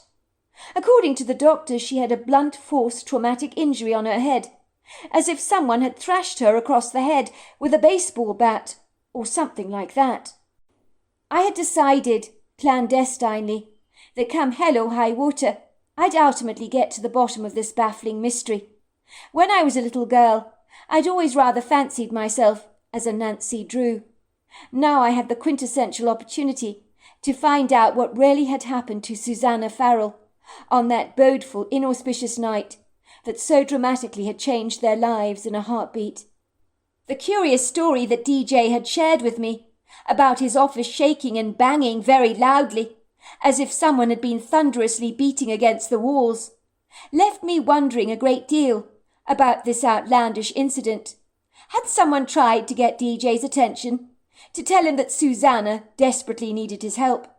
What about the curious sense of prognostication brought on by a loud, booming, authoritative voice in his head, which had given DJ the profound sense that his wife was in grievous trouble? Where did that powerful intuition, that sense of knowing, come from? DJ told me how outrageously bizarre the experience had been for him. "Nothing like that has ever happened to me before," he told me. "I still can't make any sense of it, other than that it was the voice of an angel." I, on the other hand, was not so sure. I was one of those people that liked to dot my I's and cross my T's. If something didn't add up, I would stop at nothing to find the answer. What was mystery, after all, if it couldn't be solved? I could tell life was extremely hard for DJ. I think he desperately missed what he had thoroughly enjoyed with his wife once. I'm sure there were times he got desperately lonely, as communication and the fun times he had formerly spent with Susanna were practically non-existent. He was hanging on to the hope that she'd get better. But what? What if she didn't? I couldn't help wondering about that. What it would potentially actually do to him. It was very clear to me he was madly in love with his wife. Before he introduced me to Susanna, he showed me photographs of his wife taken before the accident. She was an attractive woman, with long honey blonde hair, and a radiant energy that bounced off the photographs in every picture, where her friendly smile was so wide and endearing. She had a gentleness to her, like a doe, that made me know at once that I would like this woman before we even met. "What was she like, your wife?" I asked. "I mean, before the accident." "My wife is a beautiful soul," he told me. "The first time I met her, I knew she was the woman I wanted to spend the rest of my life with. I've never been a romantic type, far from it actually. I never believed in that falling in love scenario, but honestly, when I saw her, I knew she was the one for me. She was witty, charming, fun, with a warm, generous heart. It was very hard not to fall for her. I was flying to Boston. She happened to be sitting right next to me on the plane. She was going to stay with a best friend of hers she'd met at college. In truth, I thought all my Christmases had come at once, as I was sitting next to this beguiling, very fascinating woman on the plane. As chance would have it, I discovered she lived only streets away from me in New York. I couldn't believe what a small world it was. Me and Susanna, we've always loved the natural world. It was Susanna's great idea to come to the Catskills. She wanted to escape the Big Apple, has always been drawn to the mountains. I remember when we saw this house, Susanna looked at me and said, "I love this place. I've always dreamed of owning a house in the woods." She had quite the adventurous spirit. She loved nature, was always going for long leisurely walks in the woods around our property, where there are lots of walking trails. But now, in her current condition, I can't see that happening any time soon. I hope you can persuade her, Brittany, to go outdoors in her wheelchair. Of course, I've cleared paths out for her in the woods that are big enough for a wheelchair to be used. The ground is not very uneven, but Susanna does not want to leave the house. That's the problem. Well, see it from her perspective, DJ. Maybe your wife's scared because of what happened to her. I mean, post-traumatic stress, it's a big deal, you know. She's probably very afraid of venturing out of doors now. Frankly, I don't blame her. I might feel exactly the same way as she did if I was wearing her shoes. I mean, something or someone attacked her. What I don't understand is why anyone would want to attack your wife. She seems such a benevolent person. It wasn't as if your house was broken into or anything, was it? I mean, there doesn't appear to be anything obvious missing from your home. I mean, there does not appear to be any obvious motive for Susanna to end up beaten over the head like that so brutally. I mean, it's decidedly bizarre. I can't get my head around this. Well, you know, said DJ, shaking his head. What can I say? There are some weird people in these parts. I've had a stranger trespassing in my woodgrove before, so it wouldn't be the first time it's happened here. It was a young man who set up a tent in my woodgrove, He was high on drugs. There's a huge issue here in the Catskills, you know, with narcotic addiction, which can be quite rife. If someone's spaced out on drugs, Brittany, who knows what they're capable of doing? When people are desperate for drugs, their moral compass goes badly awry. I've seen it myself, you know. Their sense of right and wrong goes flying out of the window. They don't care about those things anymore. They cross those boundaries. Desperation can turn a man into a wild animal, you know. You think her attack could be drug-related? I asked DJ, looking confounded. Brittany, I wish I knew. When you talk to Susanna, you will see she can't talk properly. Her words are slurred. I do believe she remembered what happened, but I guess we'll never know who hit her across the head until she can communicate a whole lot better. While we're on the subject of my wife, now I think would be a great time to introduce you to her. Let's take the lift up, shall we, to the second floor? The steep staircase can be very precarious at the best of times, so you would be wise to avoid it. At the moment, I don't share a room with Susanna, because of her medical requirements. But here's hoping that that will ultimately change. My wife's bedroom is that half-open door at the end of the landing over there. I followed DJ down the carpeted landing, towards the half-open door, and we peered inside. I'm not sure what I was expecting to see, but it was a well-appointed bedroom, like the rest of the house, boasting decent works of art on the walls, and fabulously eclectic, rather quirky furniture, along with what looked like a hospital bed, with drips and tables covered with medical regalia. A nurse looked up from a tray of medications she was preparing, and ambled hurriedly over to us with a broad smile on her face. "Hello, DJ! Oh, it's good to see you. I was just about to give Susanna her meds. Have you popped around for a quick chat? Susanna will be so thrilled to see you." "Actually, I'm here to introduce Susanna to her new companion," said DJ. "Megan, I'd like you to meet Brittany. I'm hiring Brittany to be a friend for Susanna. I think she could do with a companion." Megan gave me a huge smile, which lit up her face. "Oh, I'm so pleased to meet you, Brittany. DJ mentioned you were coming. I think Susanna could do so well with a friend. We've been talking a lot about you. Someone to chat with her and read her stories. She's going to enjoy your presence being around her. I think it can get quite lonely for her at times." "How is the patient doing today?" asked DJ. "I hope she's eating properly." "Oh, yes, she's brilliant. She is eating. She managed to eat her porridge this morning, I'm glad to tell you, with her strong hand. I think she can't stand those feeding tubes, but the good news is I think maybe they are a thing of the past. Susanna seems determined to get better. She's got a fighting spirit, I have to say." "That she has," said DJ. "Do come in, Brittany. Let me introduce you to Susanna. She's going to be so pleased to meet you finally." I was guided into the bedroom, and I saw a woman with very short blonde hair that looked as if it had been styled in a pixie cut, staring blankly out of the window. Gone were the long blonde locks I'd observed in the previous photographs I'd seen of her. I imagined her head had been shaved by the doctors during her hospitalization. As with a brain injury, you always lose your hair, so it had obviously grown back quite quickly. She was seated in her wheelchair and did not turn around to even give me a look. Her focus was so intent on the woodgrove beyond the window. DJ broke the silence with his warm-hearted voice. "Susanna, darling, remember the lovely lady I was telling you all about, that I've asked to be a companion for you? While I'm busy. Well, she's here with me right now." The young woman in the wheelchair turned around to look at me. I gasped. There was a huge scar on her cheek, which was something DJ had not warned me about. It looked as if someone had treacherously scratched her deeply on the skin.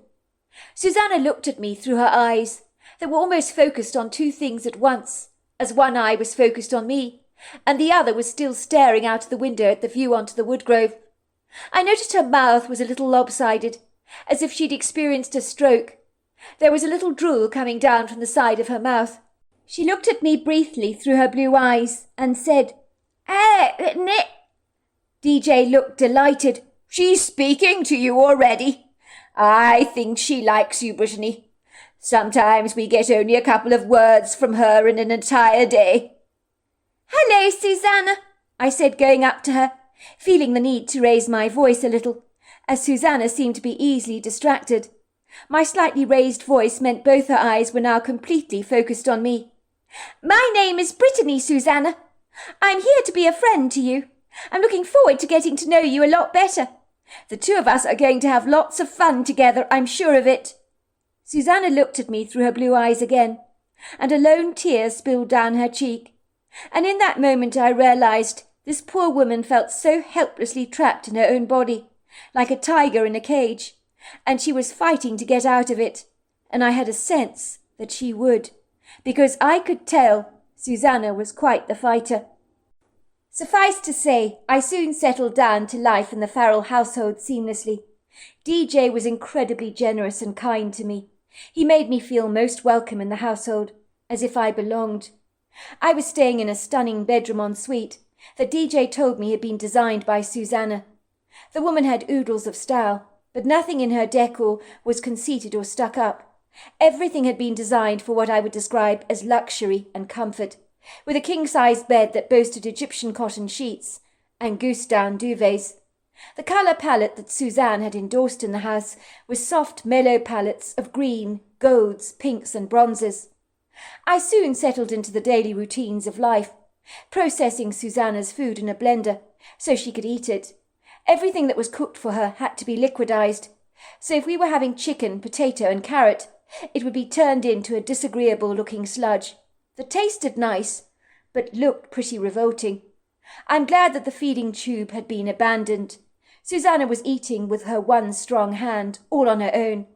If I tried to help her eat in any way, she obstinately pushed me away. She could be quite stubborn. The nurse Megan had been absolutely right. This remarkably courageous woman was a fighter, and if anyone could pull through a brain injury, it would be Susanna Farrell. Even though she slurred her words, she was beginning to talk more and more. Her words were becoming clearer and easier to understand. She thoroughly enjoyed listening to me reading stories or telling her about my life in New York. Susanna had never been poor or impoverished, so she listened intently to my stories of adversity and penury.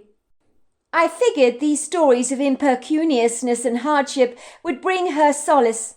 In my experience, when you know you're not alone in your tribulations, it can offer an afflicted, tortured soul much comfort.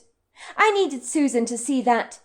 She seemed to find my stories about being sacked highly entertaining. I'd see a smile twitch at the corner of her mouth. When I shared with her stories of my disastrous dating life, she found it terribly funny when I told her about my date with a one-legged man. "It was a blind date," I told her. "You know, one of those dating websites. Well, I thought I'd try it, give it a go. I wasn't being very lucky in my love life, so I thought, why not? Then I arrived for my date. He was sitting at the table waiting for me. I thought it was rude because he didn't even get up to shake my hand, but gestured for me to sit down.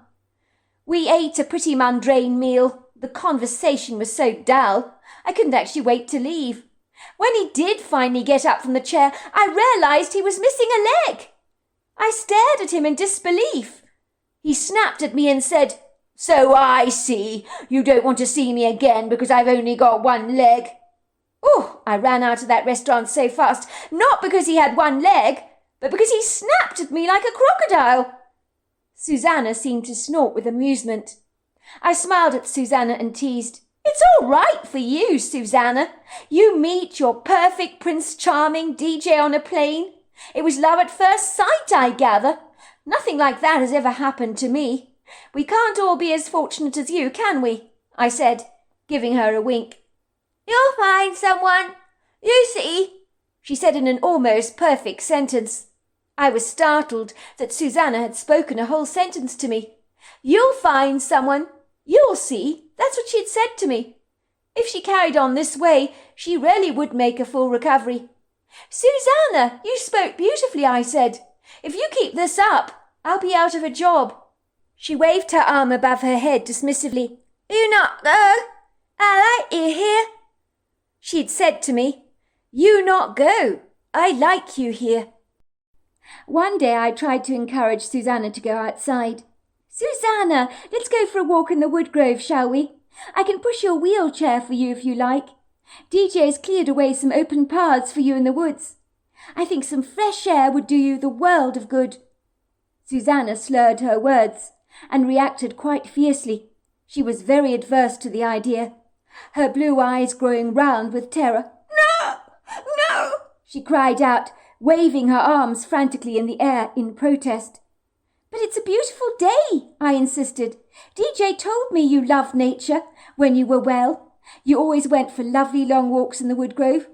I know what happened to you was scary, but you can't shut yourself away forever, Susanna. You need to get out there." Is she not like me?" said Susanna. "She not like me?" "Sorry, Susanna, what are you talking about?" "She not like me," said Susanna, pointing at a spot on her head where she'd been injured and the angry gash on her skin. "She not like me." This was the breakthrough moment for me.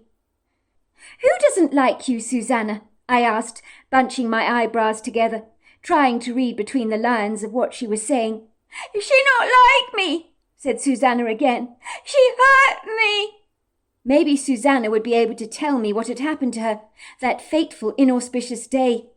But I was never to predict what would happen next, not in my wildest dreams. Susanna managed to say, "Pen, paper." She made a squiggling motion with her hand. I was startled by this, as I don't think during the course of Susanna's recuperation anyone had ever considered presenting her with a pen and paper, and now she was actually asking me for one. I almost cursed myself for not thinking of it before. I wondered if she'd be able to write down what had happened to her, and I could feel an incredulous excitement wash over me. "No, don't be ridiculous," I told myself insistently. "Susanna has a brain injury. She's not going to be able to do much with a pen and paper. So for God's sake, don't get your hopes up." I tried not to feel optimistic. I really did. Yet this prognostic feeling that a breakthrough was about to transpire brazenly unleashed itself in my mind, with the spirited ebullience of a wild mare, tearing down her stable to break free. "You want a pen and paper?" I asked Susanna. She nodded eagerly. I excitedly rushed out of Susanna's bedroom, clumsily tearing around the place like a spirited bull in a china shop, searching frantically for something as basically rudimentary and standard as a pen and paper. And would you believe it? It was a monumental nightmare just looking for one. Why is it when you urgently look for something that you really need, the thing you're looking for just isn't there? Did DJ really not own any pens and papers? This was ridiculous. I frantically opened up kitchen drawers, rifling through them, with fortune clearly not availing me. Then I searched cupboards, but alas, I still couldn't find any paper. In the end, I had to abandon the house and intrude on DJ's privacy. He was industriously working in the outside offices. It was unfortunate I had to disturb him, but it couldn't be helped. I needed to get a pen and paper from him, and I needed them now. I didn't want to impose on him, but it was late afternoon, and Susanna wanted to share something quite significant with me. I was sure that while Susanna was being so communicative, I didn't want this revelatory moment to go to waste, for in the morning Susanna might not be so magnanimously forthcoming. That was the quintessential problem with brain injuries. They were never predictable nor reliable. Susanna had her good days and bad days. Sometimes things would go progressively backwards in order to move forwards, like a truck that's stuck in the mud. So with Susanna being so upbeat and rather chatty, I needed to strike while the iron was hot, and there was no time like the present. I found DJ in his offices, ever the gentleman he was. Patiently he put one of his conference calls on standby especially for me, while he presented me with all the pens and papers I should need. He could see the eagerness on my face, and I saw a sizable frown developing on his. "Look, Brittany, you're very excited. I can see that.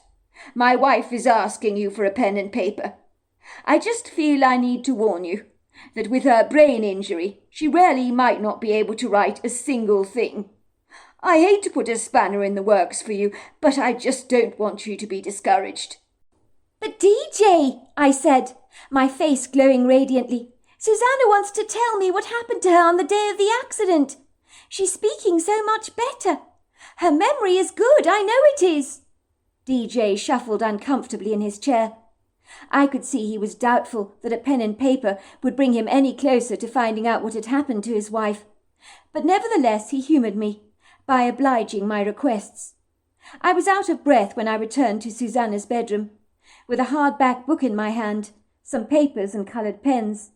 I was almost shaking in my boots when I handed her a paper and pen. She wanted a black and a red pen, so I obliged her with both. Susanna did not write as I had suspected she would, but began to vigorously draw with her hand, the one that was good, of course, and I couldn't believe how good her drawing was. I think even she seemed surprised by the quality of her work, as if she was thinking, how did I draw that? DJ had never mentioned his wife was an artist, but the drawing she drew fluidly with one hand was very accomplished, especially for someone who had been through a brain injury. Even with my brain intact and my fingers reasonably nimble, I couldn't draw like that. To my amazement, she drew two human-like creatures covered with hair, which I knew at once had to be Bigfoots. I was not well versed in the subject of Bigfoot, but I had seen enough pictures of the human-like creature to get a sense of what they actually were. There was no doubt in my mind that this is what Susanna was drawing. Did Susanna have a fascination for Bigfoots, I wondered? It seemed an odd thing to draw when given a piece of paper, but maybe brain injuries could do funny things. Susanna, I don't know what to say. These drawings are absolutely amazing. I didn't know you could draw. And well, too. Are these creatures Bigfoots? Do you like Bigfoot, Susanna? I asked with a big smile on my face, as if indulging a child in his fictitious fixation on Father Christmas. Susanna nodded. She pointed at the bigger Bigfoot, which was a Bigfoot she'd drawn in a black pen. "Nice," she said. "Nice. He helped me. He helped me." She then pointed to the other Bigfoot drawn in red, with an ugly scar on her cheek. She no good. Jealous." She then pointed at her head again. "She not nice. She hit me with her hand." My heart began to thunder in my chest so loudly that for a while it was the only sound I actually heard. I felt a frenzied excitement stirring inside me. "Tell me, Susan, if I'm getting this right. Sorry, Susanna. You went for a walk in the woodgrove that day, the day you were hurt. Am I right? Nod if I'm right. DJ mentioned that to me." "Afternoon," she corrected me. "Afternoon." You went for a walk in the woodgrove in the afternoon. Is that right? Susanna nodded. "Yes." "Have you seen this male Bigfoot before?" I asked her curiously, pointing to the black Bigfoot she had drawn that she had implied was very definitely male. Susanna nodded. "Nice, nice. He like me. He friend." "And this one," I said, pointing to the red Bigfoot she had drawn. "This is a female. I notice she has a scar on her face, a little like yours. Do you like her?" Susanna shook her head fiercely. Her eyes grew round with fear. "No, no, horrible, hate me. She hate me, 'cause male like me." "Oh, I see. You're saying that the female Bigfoot didn't like you, because the male Bigfoot did." "Yes," said Susanna. I could see relief wash over her face, as if finally she was able to tell her story, and that somebody would actually listen and understand. "So tell me, Susanna, if I'm getting this right. Are you trying to tell me the auburn-coloured female Bigfoot that I drew in the red pen liked the black male Bigfoot that I drew in the black pen, and because she realised that he liked you, she was jealous, so she bashed you over the head? You do not want to go outside any more because you're scared that the female Bigfoot, the one that's red, is out there. You're scared she'll hurt you again. Is that what you're trying to tell me?" Tears spilled down Susanna's cheeks. I think she couldn't believe that I'd managed to glean her story from her of what had happened to her that inauspicious day, when she had been thrashed over the head so mercilessly. Unless, of course, the story was made up in her own head. Susanna made a fist with her good hand, and lifted her arm to the area where she'd been banged across the head. "A female hit me on the head. Fist!" I see, Susanna. I think I understand what you're saying. So did this male Bigfoot rescue you, I asked. Was he the one that brought you back to the house? Your husband told me that someone was banging his offices very hard. Do you think it was the male Bigfoot trying to get you some help? Did he put a deer pelt over your body to keep you warm? I gather it was quite a fresh night. Susanna nodded. "He nice. He friend. He saved me." Do you really think those Bigfoots are still in the woodgrove? I asked her. Susanna nodded. "I think so. I'm scared she there. She horrible." I didn't know what to make of Susanna's story. It was so unbelievable. So unbelievable, in fact, it was almost impossible to believe. Was it possible she was making this up in her head? She sometimes watched television during the day. I often gave her the control to flicker from one channel to another. As Susanna easily got bored, she had a low attention span and was easily inclined to become distracted. I noticed one of the channels boasted a program called Finding Bigfoot. Had she seen the documentary on Bigfoots and tried to fill in the blanks of what had actually happened to her, with a fictitious story that she made up in her head, which she believed emphatically to be true? It would make sense. Was she using an ingenious artistic license to come up with a story that had no bearing on the truth whatsoever, just to fill in those missing blanks of what had actually happened to her? Had Susanna watched Finding Bigfoot and allowed herself to be influenced by the documentary? Susanna was most insistent that the female Bigfoot had attacked her. Could her story really be true? Was the thundering sound that DJ had heard on the evening of her accident caused by a powerful male Bigfoot? Maybe the Bigfoot had tried to get his attention so that he could get Susanna help. It certainly made the pieces add up, and would explain why Susanna did not want to go into the woods, especially if there was a female predatory Bigfoot around. Susanna had suggested this red Bigfoot belonged to another species. Was that possible? If the creature saw the male giving Susanna attention, she might have lashed out at Susanna in a moment of impassioned jealousy. The green-eyed monster could make human beings do crazy things, and a creature with human-like influences might also be inclined to have jealous outbursts. It would stand to reason. I studied the pictures of the Bigfoots that Susanna had drawn. They were so good. It made me feel that Susanna was well on her way to recovery. But if there was a dangerous female Bigfoot out there, I knew she would be unlikely to want to venture outdoors any time soon, and that would be a dreadful pity. By all accounts, I'd also have thoroughly enjoyed taking some light, leisurely walks out of doors, but now Susanna's ominous revelations had put a damper in the works. I certainly didn't want to encounter a capriciously belligerent female Bigfoot, who, like an old Second World War landmine, had the potential to explode with indignation and cause no end of damage. It occurred to me that it might not just be Susanna the female Bigfoot was jealous of. It was possible she wanted to annihilate all female competition, including that of other female Bigfoots, so that the male Bigfoot, if he wanted to copulate, would be forced to have a family with her.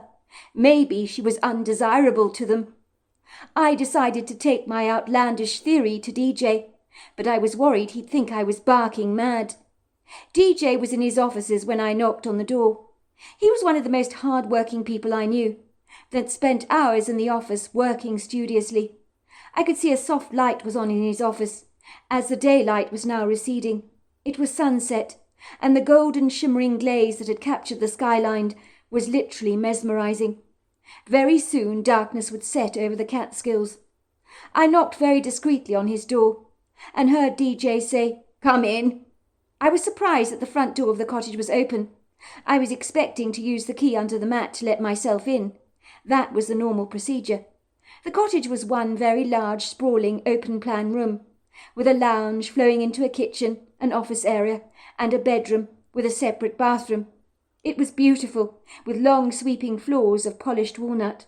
There were elaborate all-wool Persian carpets splashed across the floor, and a huge sumptuous fireplace with a marble mantel that must have looked wonderfully cosy during the winter months, with a fire crackling away in the hearth. The office smelt strongly of dark roasted coffee and furniture polish. DJ looked up at me with a big crooked smile on his face that lit up his silvery eyes. I couldn't help thinking that he looked quite worn out and tired. "Your timing is perfect, Brittany," he said. "I've had enough of work today. I was about to pack up for the day. Call it a day if you like. Would you like a coffee with me?" I nodded. That would be very nice. DJ loved his coffee strong and bitter, preferably without any cream or sugar. Not really to my liking at all. He ushered me over to the living room area of the cottage. "DJ, I want to show you something very significant," I said, pulling out the folded pictures that Susanna had done of the Bigfoots from my jean pocket. I handed them over to him. "So, what is this?" he asked curiously, opening up the folded papers to examine the pictures. "Take a look at them. Tell me what you think, DJ." These are Bigfoot. Where did you get these pictures from?" "Susanna drew them from me, with the pens you gave me." DJ looked confounded. "That's not possible," he said, shaking his head. "There is no way Susanna could have drawn these. She's never been able to draw. An artist drew these pictures, but not Susanna. And she has a brain injury, for goodness sake. There is no way she could have drawn these." "DJ, I'm not kidding. Your wife drew these pictures. And you're right, they're excellent. Yes, she has got a brain injury, and you wouldn't expect her to be able to draw like this in the circumstances, but she's been drawing, and very well too. Her right hand is strong." "I'll be damned," DJ said, furrowing the two lines above his nose in perplexment, and rubbing the day-old black stubble on his chin, a dark shadow that really suited him. He studied the pictures Susanna had drawn intently. "I mean, when Susanna was well, she couldn't draw a damn thing. I used to tease her for being a lousy artist. She was quite dreadful at drawing. These pictures are quite remarkable that she's drawn. I mean, they're very detailed, like the pictures police artists do of suspects that are on the loose that people are trying to catch. I mean, she must have seen these Bigfoots, don't you think, to draw them in such detail? The mind boggles. I don't know what to say, Brittany. I am completely befuddled." "Think about it, DJ, for a moment. Is it at all possible? After your wife's brain injury, she activated the artistic side of her brain. I've heard before crazy things like that can happen to people. Someone, for example, who couldn't even sing a musical note, suddenly becoming musical, or even clairvoyant and psychic. It happens, you know." "By Jove," said DJ, wiping his chin reflectively. "Well, what I want to know is why on earth would she draw Bigfoots? I don't think she's ever shown an interest in the subject before. Why all of a sudden is she interested in a creature of fiction?" "That's just it, DJ. I know this sounds nonsensical and crazy, but I think these Bigfoots may not actually be creatures of fiction. Your wife managed to communicate to me that the red Bigfoot that she's drawn over there, the one with the unsightly scar on her cheek, is a jealous female. She claims this was the Bigfoot that hit her over the head with a fist. That's why Susanna had a blunt force injury on her head. She told me the male Bigfoot rescued her. He was the one who put a deer pelt over her body, and I think he was the one that banged on the officers to get your attention." "I think you're making sense, Brittany. I really do." I was expecting DJ to pooh-pooh my story and say I was talking absolute nonsense, but instead, although he looked confounded, he ran his hands through his thick mop of grey hair and was soberly reflective. "Do you know what, Brittany? I think that may be exactly what did happen. This is perfect Bigfoot territory. So if those creatures are real, they could live around here very easily. Somehow the missing pieces of what happened to my wife that night seem to be falling into place. It also makes sense why Susanna is reluctant for you to take her out into the woodgrove. She's afraid of encountering the female Bigfoot again, and who can blame her for that? She must have been terrified out of her wits. So what are we going to do? I asked DJ. Well, it's very simple, isn't it, Brittany? We need to kill that female Bigfoot so we can put Susanna's mind to rest in order to aid her recovery. Ever since you've been here, Brittany, my wife has improved mentally in leaps and bounds. She is speaking full sentences already, even if they are slurred. The drawing she did for you today, well, there are no words. If she carries on this remarkable way, I will have my wife back in due course, he said, his eyes ablaze with a hopeful light that I'd never seen before. DJ, I will say this. I do believe you're right. I'm beginning to think Susanna will make a full recovery. Are you game for taking a walk in the woodgrove now? He asked me. I've got head torches and hunting rifles. I know it's dark outside, but I want to strike while the iron's hot and kill this nasty thing. I think these Bigfoots are likely to be active at night. I'm not sure, DJ, that that's a good idea. Think about what you're saying. I mean, taking down a female Bigfoot, well, I doubt it's going to be easy. I mean, you do realise these creatures, from what I've heard, are very big. I mean, we don't stand a chance against a powerful creature, even with your hunting rifle. I'm sure of that. I'm not intimidated, said DJ. I'm a good hunter, you know. I've been hunting on retreats all my life. Taken down some sizable game, I have. I even killed a black bear once. This nasty female Bigfoot hurt my wife. What kind of a man would I be if I didn't take care of this for her? That red-headed Bigfoot tried to kill Susanna. I need to get this sorted out once and for all. If you don't want to come with me, Brittany, fair enough. But 2 pairs of eyes and ears are better than 1. I'll keep you safe, give you a hunting rifle to use as well. I can assure you of that. And I am an excellent shot. How can you be sure you can keep me safe? You keep saying there are no guarantees. We could both be in perilous danger if this female Bigfoot is unhinged. Don't you worry, Brittany. You're absolutely right. It would be nonsensical to ask you to come with me. What was I thinking? I need to find this female Bigfoot myself. And given that Susanna's drawing is so detailed, I know exactly which Bigfoot to kill if I encounter her. A red-haired Bigfoot with a crooked scar on her face. It's not complicated. I can do it. Everything is so black and white with you, isn't it, DJ? But you do realise you might not see this Bigfoot at all. I imagine your wife is worried about nothing. The female Bigfoot has probably long since gone away. I believe that they might be nomadic. For all you know, she could have long since left the area. It's possible, DJ agreed. Like you say, I will probably see nothing. But even if that is the case, it'll put my mind at rest, knowing that that female Bigfoot has finally gone. Then I will be able to reassure Susanna of this. I think I have to come with you, DJ. I don't like the thought of you going in there on your own. With the greatest of respect, Brittany. While I would appreciate your company, this is not a woman's job. You need to be there for my wife. But what if something dreadful happens to you? What if you get attacked? Well, if I'm not back in 30 minutes, call the sheriff's office. Isn't there someone else you can call around here to come with you? Another man, perhaps? DJ looked at me incredulously. Are you crazy, Brittany? Do you really think anyone would believe our story? They'd think we'd lost leave of our senses. I can't ask anyone to help me on a mission like this. They'll think I'm mad. All right, then, you go, I said, feeling a rising level of apprehension. DJ had been gone for 10 minutes in the woodgrove, with a head torch on his head and a huge rifle in his hands. I didn't feel good about him going into the woodgrove on his own. Supposing the capriciously belligerent female Bigfoot was there? The good news was DJ was a man, so I don't think the female Bigfoot would be jealous of him. But even so, I didn't have a good feeling about this. I kept glancing at my cell phone to check the time. DJ had sent me a text.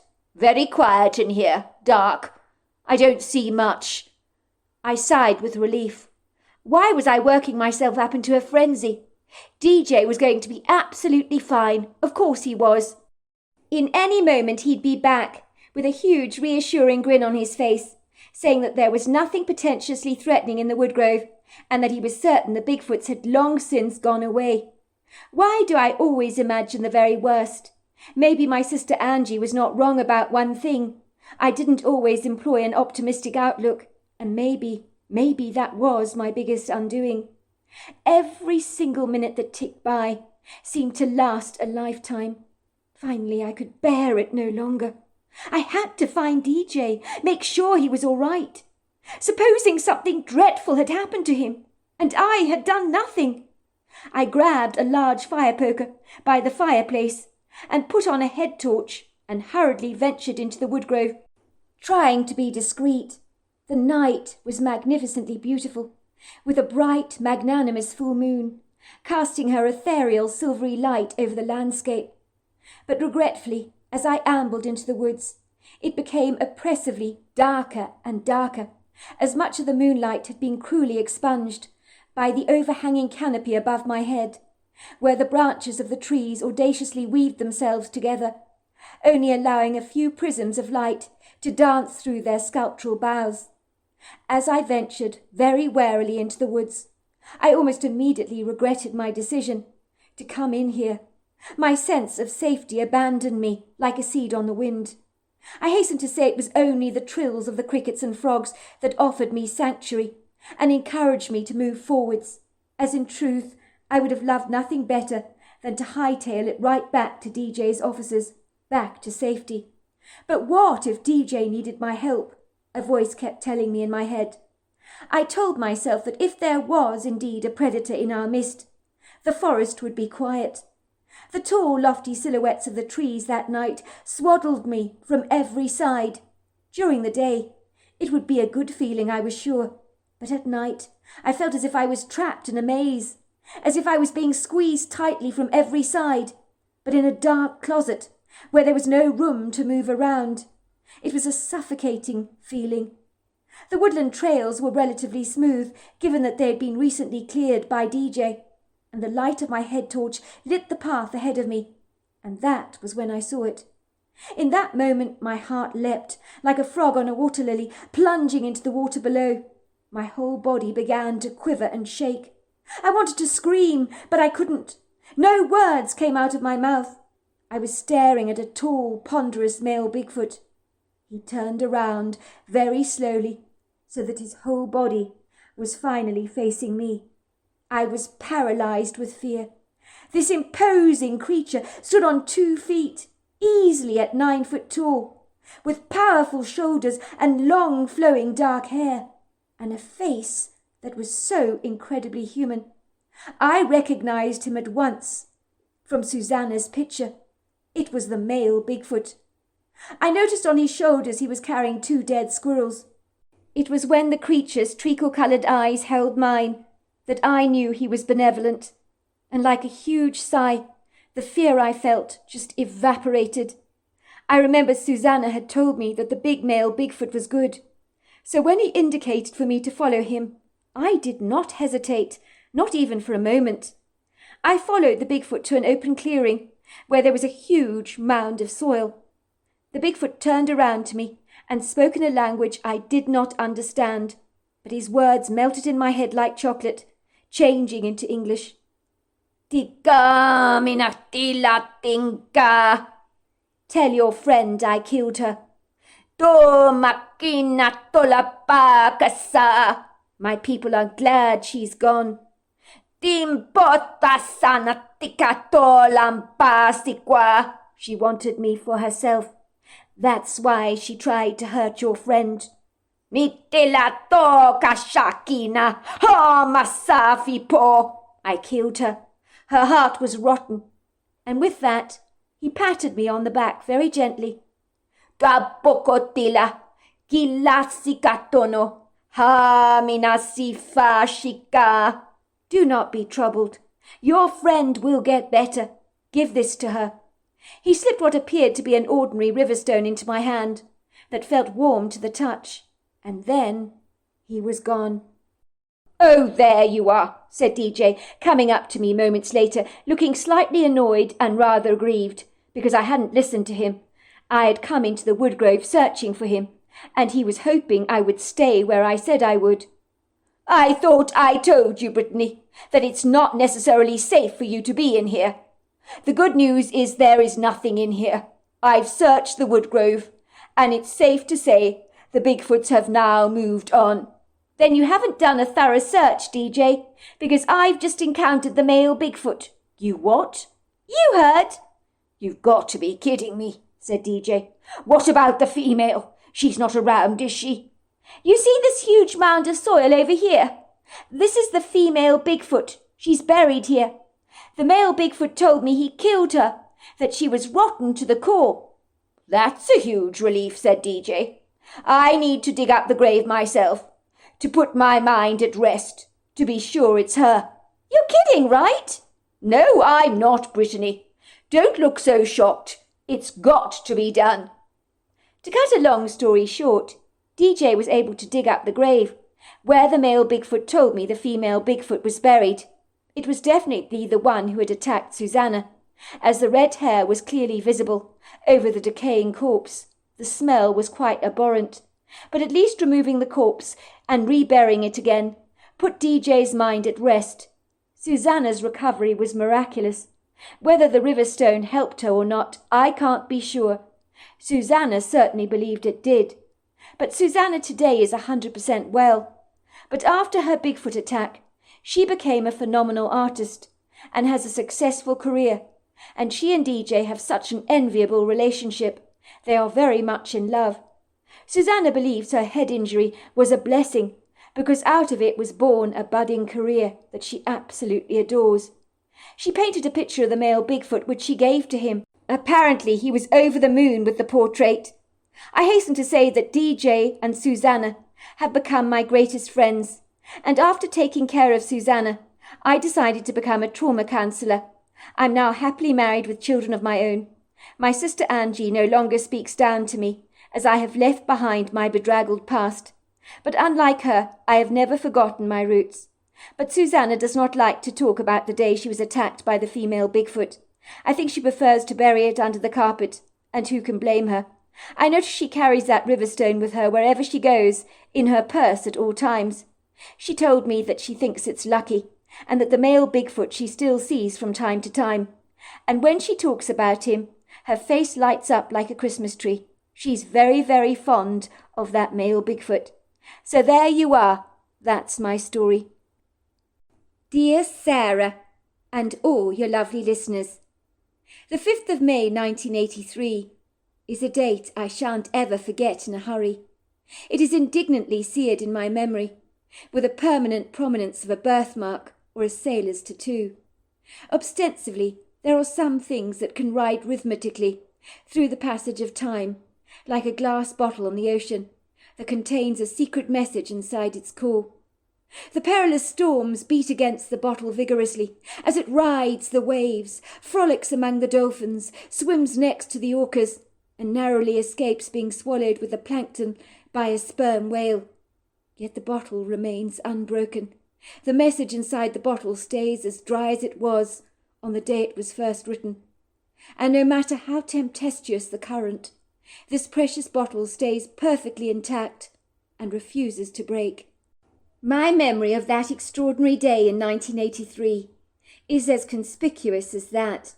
It stands out prominently in my memory, as saliently as a shark fin in the ocean that you just can't miss, nor can you ever forget.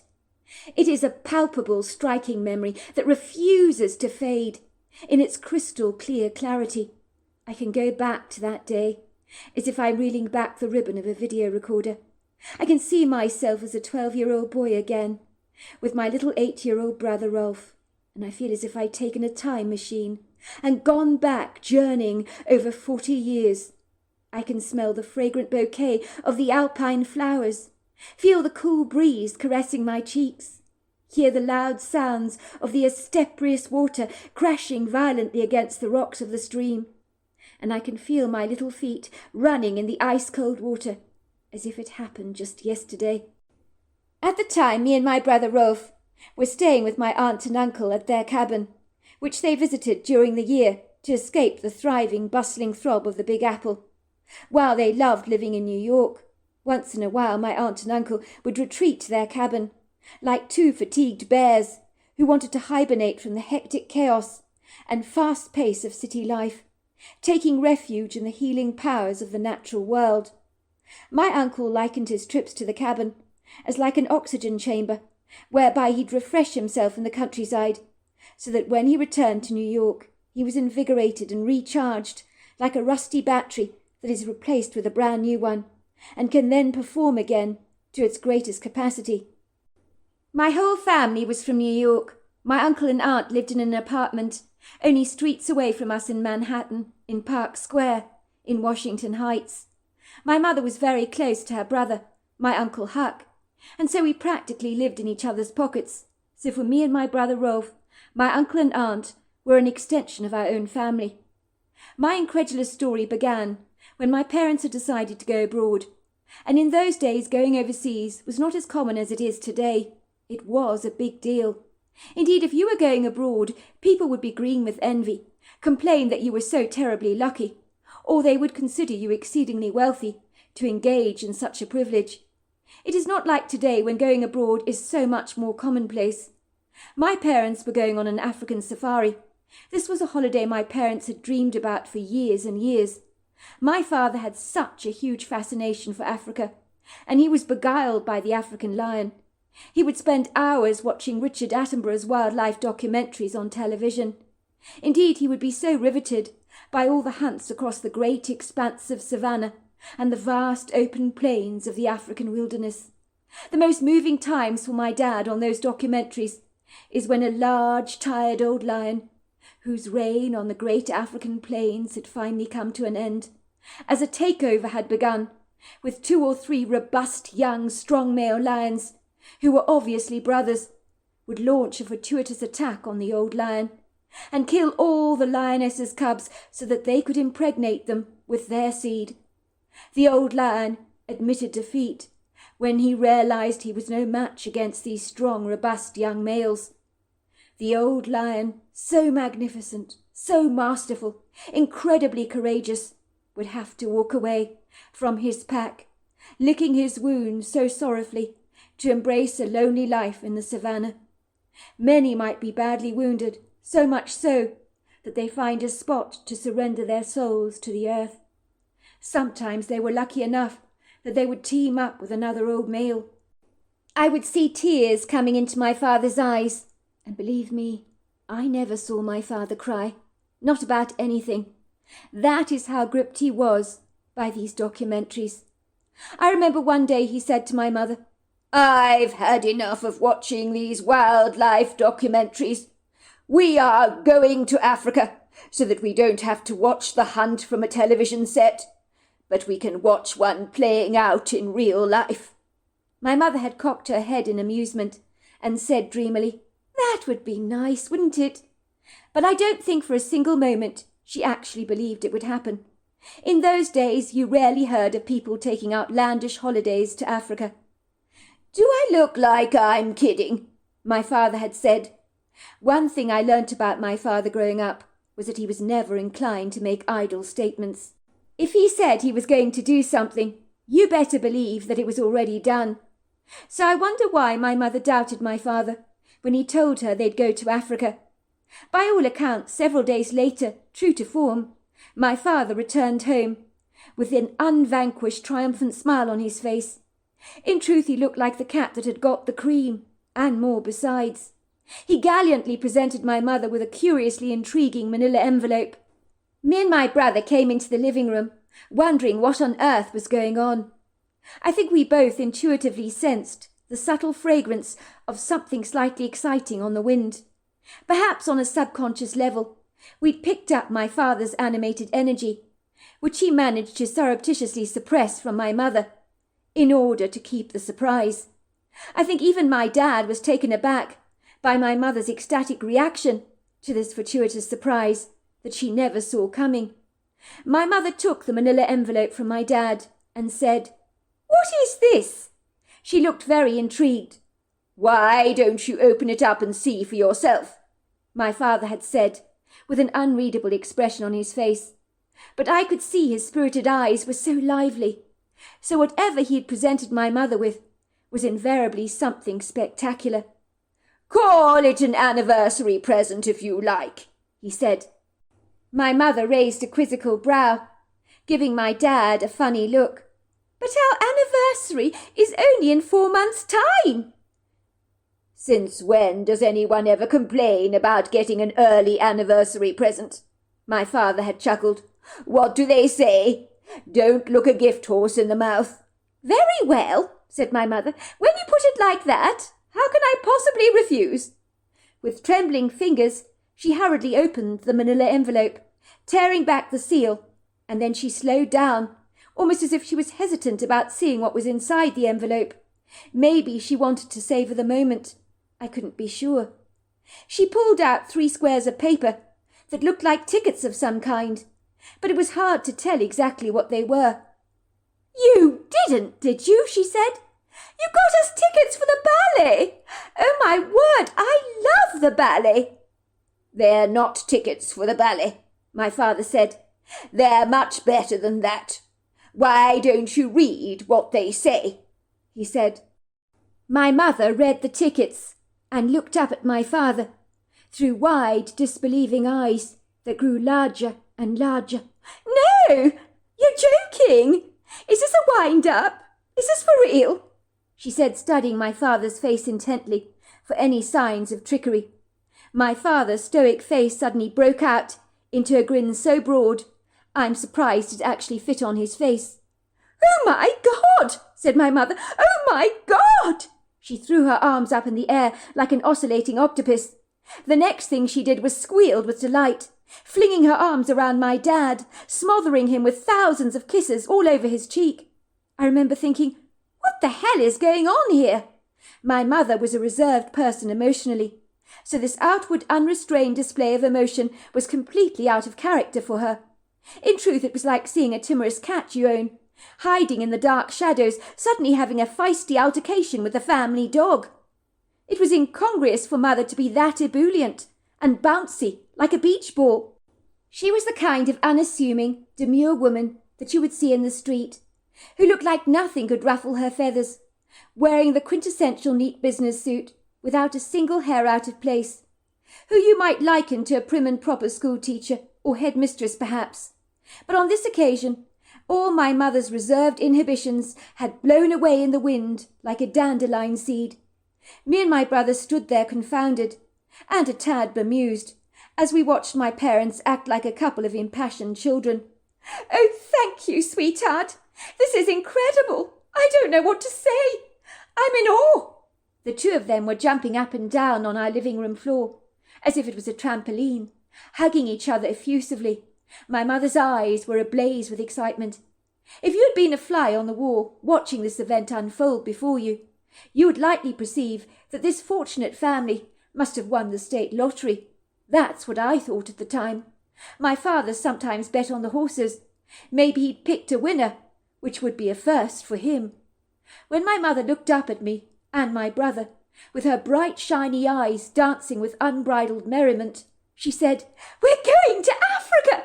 We're going to Africa! Your father's brought tickets! We're going to Africa!" Me and my brother falsely believed that we were included in this exciting once-in-a-lifetime adventure, gainfully joined in the ebullient enthusiasm, which was infectious like a deadly disease. We danced up and down for joy. I cannot remember a moment in my young life when I felt more thrilled. Oh, my God! We were going to Africa! We were going to Africa! I cried out in delight, pumping the air briskly with my fists in a gesture of victory. Wait until I told the boys in my class at school. I'd be seeing lions, elephants, hippos, rhinos. Oh, my God, it didn't get better than that. Everyone would be seething with jealousy. while they were sitting back in their seats at school, in their drudgerous classrooms, doing boringly dull math equations, I'd be riding an elephant in the African savannah, or floating up in the sky in a brightly coloured hot air balloon, or watching lions clandestinely stalking impala. I remember me and my brother were both as exuberant as my parents.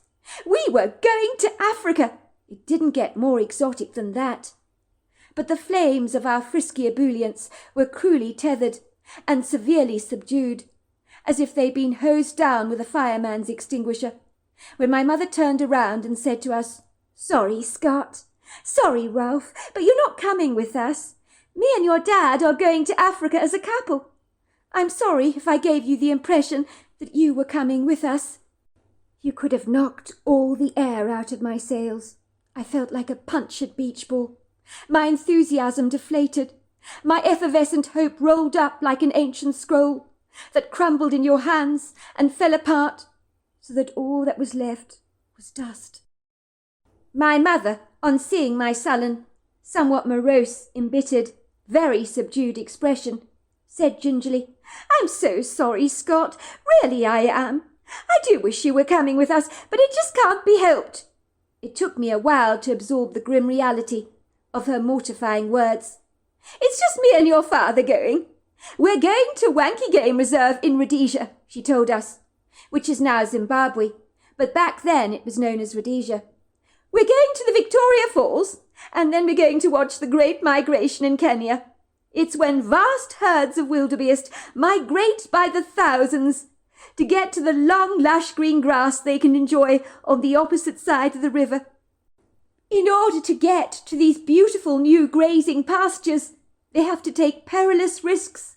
They're forced to jump right into the Zambezi River, from the Kenya side of the water to the banks of the other side, which is Tanzania. And some of them are pulled down by crocodiles in the process, who drag them under the water at the first opportunity. Some might be attacked by a pack of lions, who congregate near the river bank to hunt for some easy pickings. Me and your father, we're going to see it all, close and personal, with our very own eyes. Oh, my God, I am so excited," said my mother. "Don't you worry, Scott. We'll tell you all about our fabulous adventure. And for the record, we'll take lots and lots of pictures. You can show your school friends. Won't that be nice?" Nice? Was she kidding? Of course it wasn't nice. I was bitterly disappointed. I felt resentful towards my parents, very cheated. The gravity of the 3 words, "You're not coming, Scott," were like a large blow to the head. Who knew they could be the most shattering words I'd ever hear in my young life? I think I'd prefer it if someone had told me I was fat, ugly, or stupid. But these words, they broke me.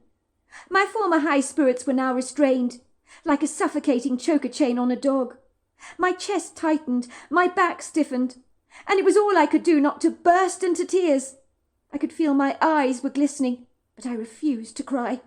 I was a big boy now, not a baby. I bit my lip so hard that the blood spouted into my mouth, and I could taste the salty metallic taste on my tongue. Did my mother really think I'd be satisfied with photographs? I wanted to be there, in the heart of the action, in the thick of a rip-roaring adventure, watching the Great Migration myself, with my very own eyes. Why could me and my brother not come along? It was so unfair. "Why can't me and Ralph come with you?" I protested. "I love lions, Mummy, just like Daddy does. I really like them a lot. I want to see them in nature too." "Sweetheart, you're still very young. Too young to appreciate a holiday like this. When you're older, we can all go as a family to Africa together. Now, won't that be fabulous? But this time, me and your father, we're going alone. Besides, you need to go to school, don't you? We wouldn't want you falling behind on your work, would we?" Right, like that really mattered. I felt indignant. It wasn't fair. Why couldn't we come to Africa? Why were my parents being so mean? My schoolwork could easily be put on the back burner. I could easily catch up with that later. But a holiday to Africa, it only happened once in a lifetime. I don't think our teachers would begrudge us that life-enhancing experience. My mother may as well have hit me across the head with a wrecking ball. I felt decimated. "Scott, please don't look so desolate," said my mother, taking me lovingly in her arms. I pushed her away resentfully, gave her a nasty glare, and grabbed my brother by the hand, and together we dashed into our bedroom, taking refuge from my parents. I blocked the door, sliding a bookshelf across the floor, and barricading it so my mother couldn't come in after us. I didn't want her to see how upset I was. I cried my eyes out so that my bed sheets were soaked. I've never cried like that before or since. I was devastated not to be going to Africa. My 8-year-old brother was disappointed, but he wasn't nearly as gutted as I was. He was more resilient than me in that regard, and seemed to ride the storms of disappointment a hell of a lot better than I did. Ralph was positive as a young boy, always seeing the cup as full, even when it was clearly empty. "I don't want you to be sad, Scott," he said. "Please don't cry. It makes me really sad when you cry. I don't like it when you're sad. But you mustn't worry. You really mustn't worry. We can have fun when Mummy and Daddy are away. We can stay up late at night. We can eat many more sweeties, 'cause Mummy won't know about it, and I know Auntie Patsy won't mind if we eat lots and lots of naughty things, 'cause Auntie Patsy, well, she likes sweet things too." If my brother thought for a single moment that staying up late and eating a plethora of sweets was any consolation to me, he was sadly mistaken. I think my sheepish parents did feel bad that we weren't coming along with them, so my mother, feeling the recriminations of her guilt, tried to make amends with us by buying me an Indian headdress and a toy train that I'd always wanted, as well as indulging me and my brother in regular trips to the diner for waffles and ice cream. But I still was not ready to forgive her for discluding us. "Your Uncle Huck and Auntie Patsy will be taking care of the both of you while we're in Africa," she told us. "You'll be staying in their apartment here in Manhattan for the first week. You know, the one around the block from us. But the good news is they're also going to take you to stay at their stunning cabin, not too far from the Yellowstone National Park, for a 2-week break. So you will be having an adventure all of your own. Won't that be exciting?" I had heard a great deal about my uncle's cabin, that he'd bought from an old man called Mr. Billingham, who decided to sell the place after his wife died. "I have to sell my beloved cabin. I've thought about it long and hard. It seems like the right decision for me to make, along with the land, of course, that goes with it," he told my Uncle Huck. "I don't want to, of course. It makes me sad to stay here, you see. There are too many nostalgic, sentimental memories of magical times I had here, spent with my beloved wife Joy. Let's just say they are hauntingly evocative, disturbing, to say the least. They keep reminding me of my loss. It is so much better if I move to a more compact, self-contained place, closer to town. I'm getting too old to remain on the property anyway, and these days my stiff leg is playing up significantly." My uncle described Mr. Bellingham as an interesting old man, with as many lines on his face that you might see on the palms of your hands. And he had these kind bear-like eyes that peered at you from beneath the folds of flesh. But his kind eyes were as interesting as the man himself. Like an old book, those eyes had a story to tell. He had taken my uncle discreetly to one side and said to him, "You seem like a very nice man, Mr. Lewis, and in the circumstances there is something confidential I need to tell you about the cabin." He then whispered to my uncle in a low voice, almost as if he was afraid someone might be eavesdropping on their conversation. "I feel I should warn you, before you make this purchase, that strange things have happened on this property. Things I cannot fathom or explain, and probably never will be able to do so. But you will find out about them sooner or later, I'm sure." "What do you mean, strange things?" my uncle had asked him. The old man had furrowed his wrinkled brow in a long row of railway tracks. He paused for a brief moment, as if he was carefully choosing his words. He rubbed his finger across his rather distinguished white walrus moustache. "There are times you may feel as if you are being watched, and yet when you look around, nothing will be there. When it first happened to me and my wife, it frightened the life out of her. Not me so much. You might walk in the woodgrove during the day and hear strange whistles that do not come from a bird. Believe me, I know the difference. On occasion I have heard strange whispers, chatting, and even enigmatic chanting, like what you might hear at a monk's monastery. We could never quite discern where the talking or chanting was coming from. We did try to follow the voices from time to time, but it was like chasing the wind or a never-ending mirage. We would ultimately always reach a dead end. The voices would suddenly stop. We could never find the source of those voices, or where on earth they were coming from. Sometimes they almost sounded disembodied, ethereal, if you know what I mean.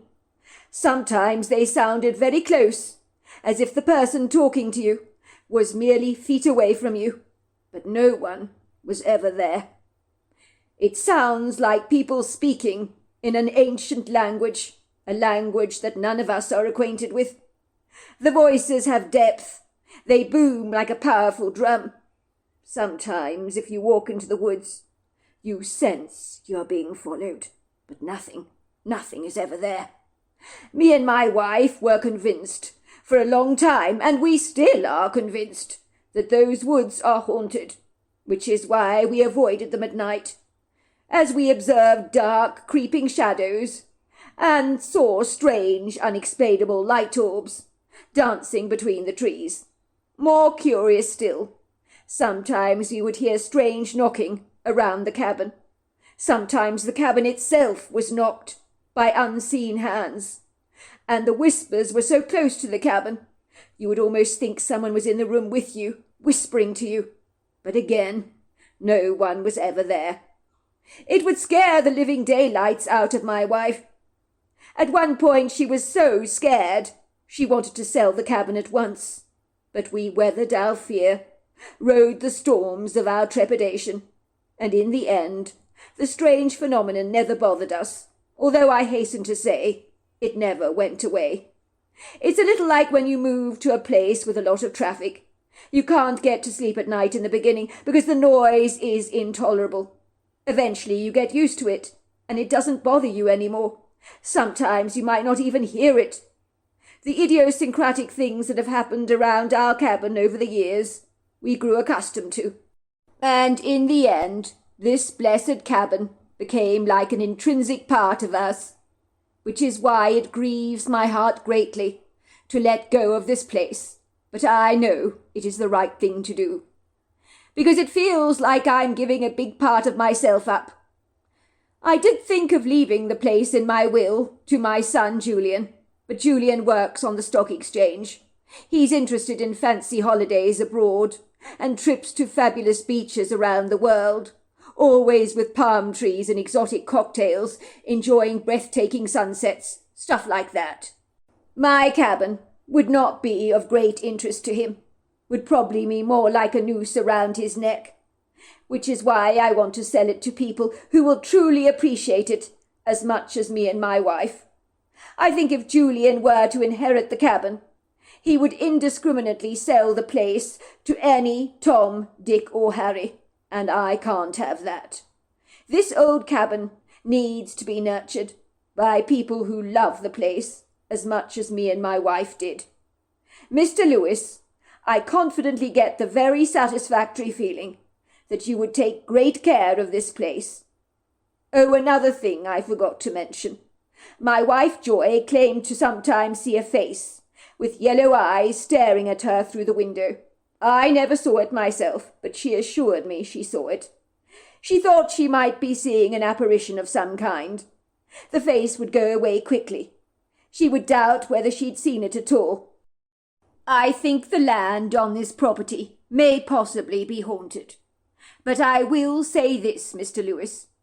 Don't let that alarm you. This place beyond the outer worldly phenomena is breathtakingly beautiful. And let's just say, the strange, quirky things that happen here make the place all the more intriguing and inspiring. If you're interested in buying the cabin, I would be happy to sell it to you, Mr. Lewis. I have a very good feeling about you." Mr. Bellingham had sold his cabin to my Uncle Huck, without the help of estate agents. He claimed he was looking for the right buyers for the place, and he felt that my Uncle Huck was the perfect fit.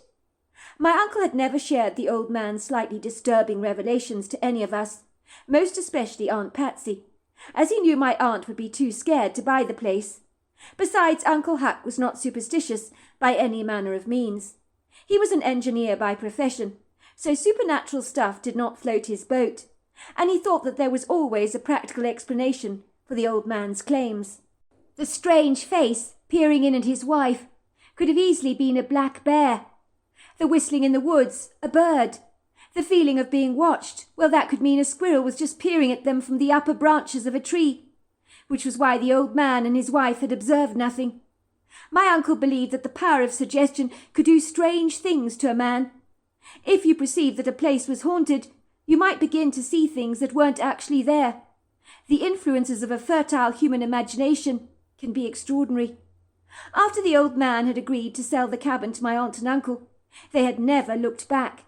Indeed, whenever the couple visited us at our apartment for dinner, the conversation would invariably always oscillate around the cabin that they had purchased, and how wonderful it was, and how buying the property had been the best decision of their lives. "Oh, you should see the place. It is utterly enchanting," my aunt would coo. "It's as pretty as a picture, like poetry in motion. You feel as if you've stepped into a fairy tale. Hansel and Gretel, eat your heart out," she would joke. "It sounds incredible," my mother would gush appreciatively. "I can't wait for you to invite us to the cabin to stay." If there was any icing on the very flat cake, it was that me and my brother would get to see my uncle's cabin before my parents did, and as far as I was concerned, that was a big plus. Suffice to say, my parents' Africa adventure seemed a lot more appealing than spending a couple of weeks in the cabin with my aunt and uncle. They had taken malaria tablets and yellow fever shots to prepare them for their great escape. Little did I know that me and my brother would have an adventure all of our own. At the age of 12, I was passionate about reading Enid Blyton's famous 5 books and the Secret 7 series. I don't know if they're still popular today, because all I hear about now is Harry Potter books. When I was at school, people were addicted to Enid Blyton, which I think is so much better than Harry Potter. I envied those children in the book for being embroiled in the most exciting adventures, where they would catch villainous people and uncover smugglers on the docks, usually men with angry scars on their cheeks and vindictively evil dark eyes. It was like they lived in an exciting world where good triumphed over evil, and 12-year-old kids like myself became the quintessential heroes of the day.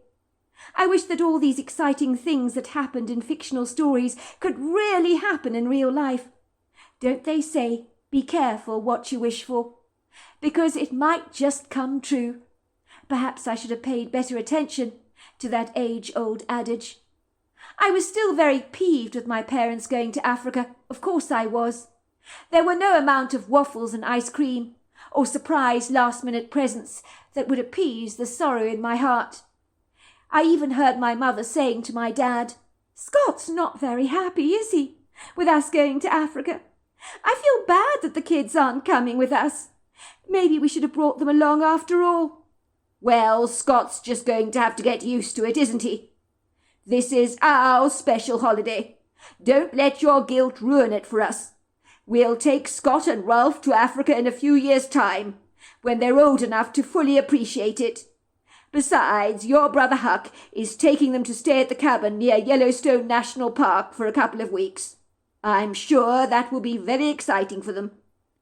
It would turn out that my father was not wrong, although at the time I was as mad as hell with him, and when my parents bid me and my brother farewell, I literally stormed off like a belligerent elephant. But my parents were so caught up in their excitement, they barely noticed my sulky mood. Let's just say the first week spent with my uncle and aunt in their Manhattan apartment, close to where we lived, was miserable, and I mean miserable. I was depressed and downcast, and it got significantly worse when my mother phoned us to tell us she had observed 2 incredible hunts on the African plains, Oh, Scott, it is so wonderful to hear your voice. You can't believe what an amazing time we are having. Oh, it is wonderful. We watched these lions take down this impala. Oh, and the skillful techniques they employed to bring down their prey. It was mesmerizing to watch. Luckily, the impala didn't suffer at all. It was a quick, painless death. It was difficult to be happy for my mother when I was still very sorry for myself. If that wasn't bad enough, I remember it rained and rained the entire first week in Manhattan, as if the weather itself was commiserating with my cheerless mood. I couldn't look at a wildlife documentary without becoming green with envy, but my aunt and uncle told me to brace myself, because me and Ralph would have the time of our lives at their cabin. I hasten to say, I was scathingly sceptical and doubtful that this was true. My uncle and aunt were probably exaggerating about how nice their cabin was. I always found adults would overplay things, so I was expecting to be rather disappointed. But disappointed I certainly was not. The cabin was situated not far from the Salmon Chalice National Forest in Gallatin County, which is in the county seat of Bozeman. It was a blissful, beautiful spring afternoon in 1983 when we arrived at the cabin in Uncle Huck's Land Rover Series 3. Even in my uncle's robust, fearless car, it wobbled and shook as it navigated some of the angry roads, wrinkled by cracks and grooves, littered with little rocks that pinged recklessly against the undercarriage of that rover.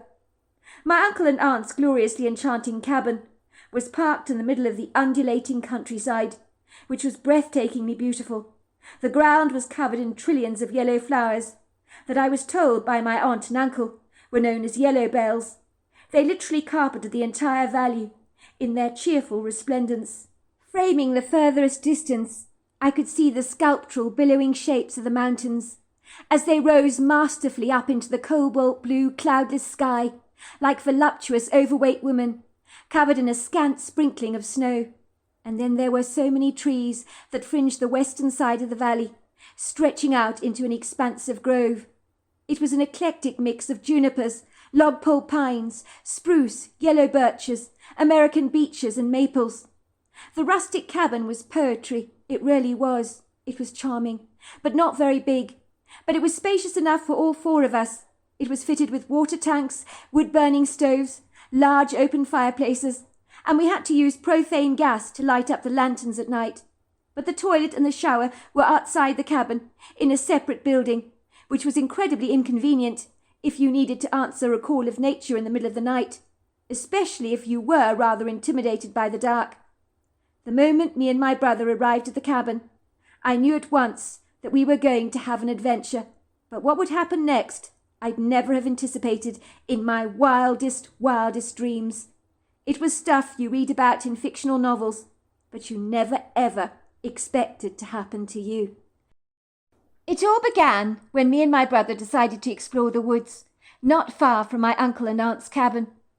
I'd never before walked through a huge congregation of tall, lofty trees like this before.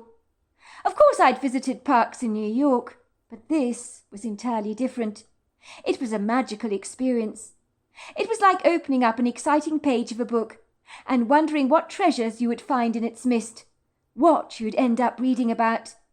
We were hugged by trees on every side that towered above our heads like masterful, imposing, verdant giants, shading us like vast open umbrellas from the heat of the midday sun, and offering us the privilege of enjoying a scant peppering of gossamer light, to trespass elegantly through the sculptural boughs, so that the forest floor, the shrubs, the woodland flowers, the fallen leaves and twigs were covered in a shimmering golden glaze, as if all the vegetation had been sprinkled with golden dust.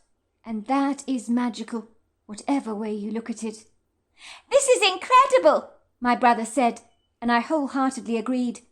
But things got more incredible when we discovered a blusterous, rather boisterous stream that thundered exuberantly over the rocks and meandered through the wood grove.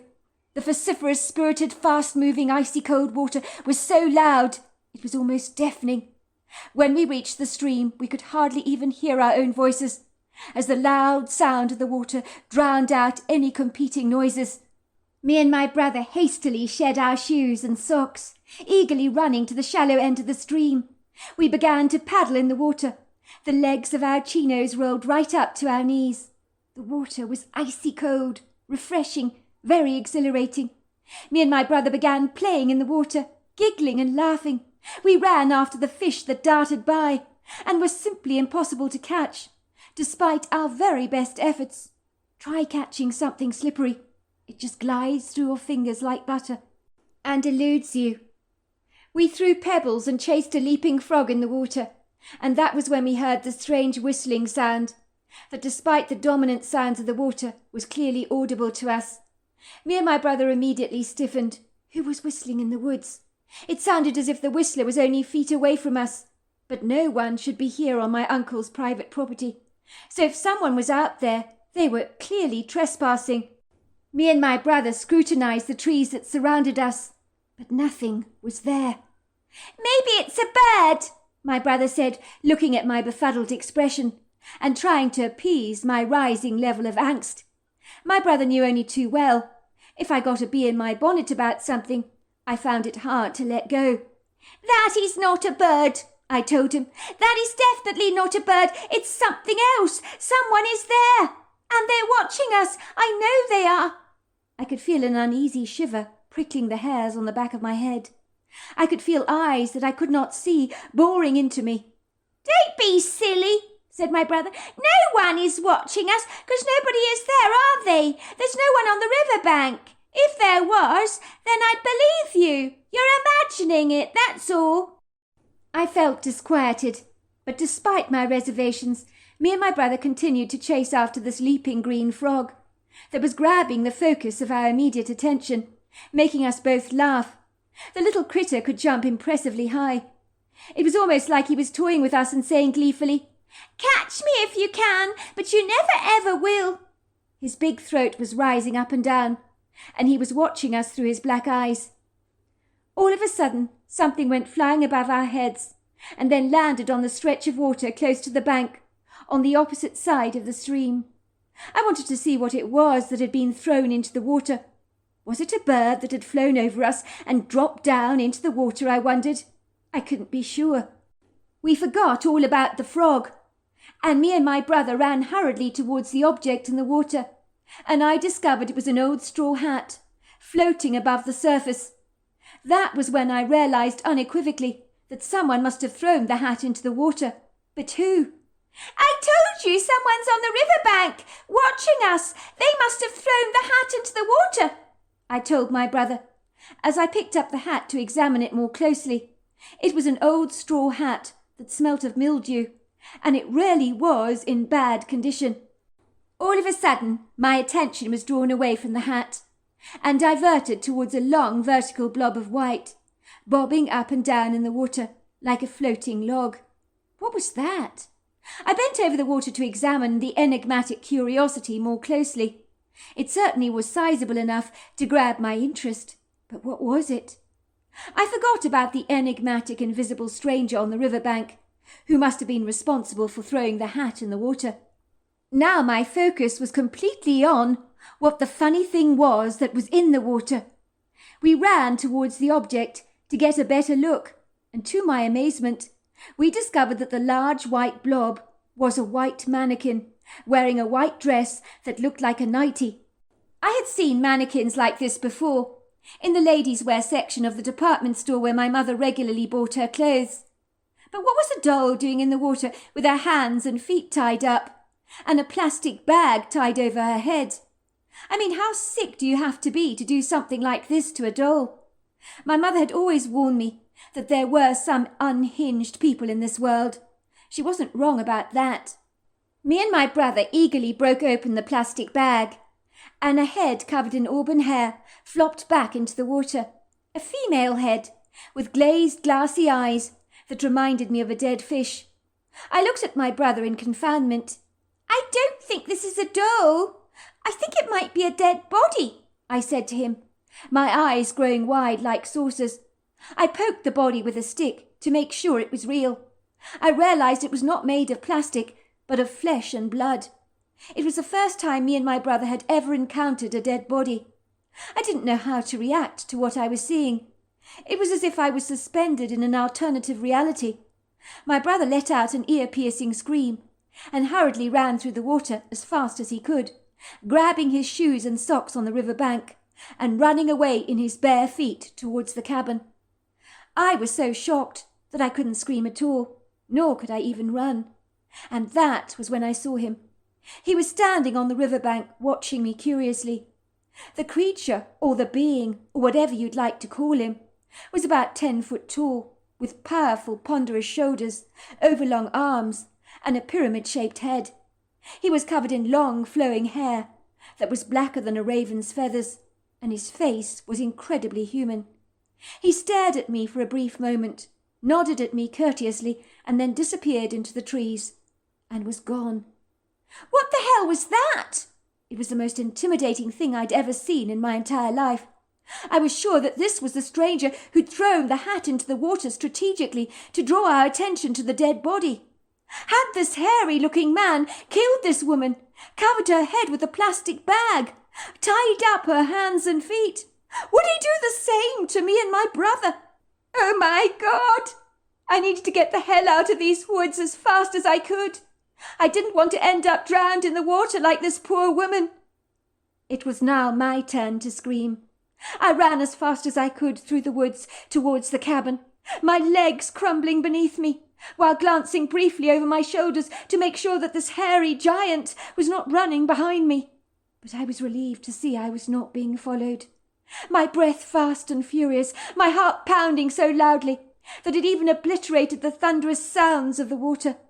I was completely out of breath when I reached the cabin. Me and my brother blasted through the cabin door, our faces as white as sheets, our bodies shaking like trees in a windstorm that could not be tamed, even after the wind had died down. Aunt Patsy looked concerned. "Goodness gracious me!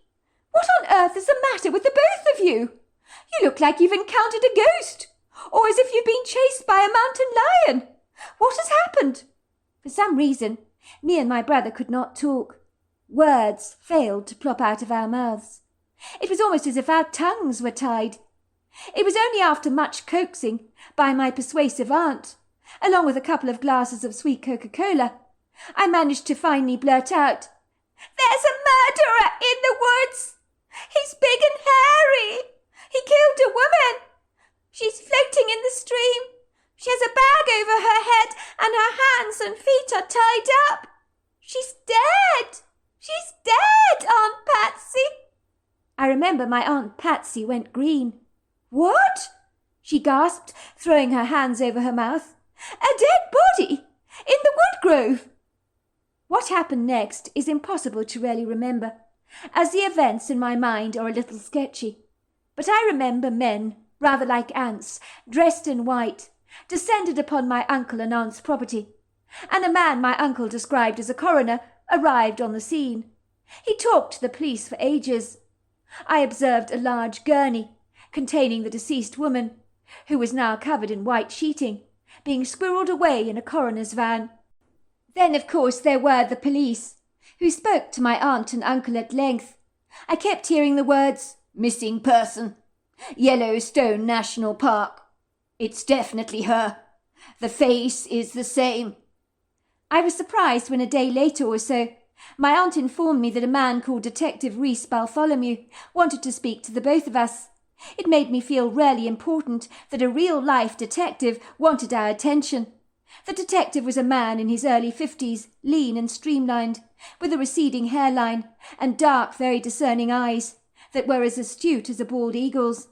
He gave me a large grin as he sat down opposite me and my brother at the long oakwood dining-room table in the cabin.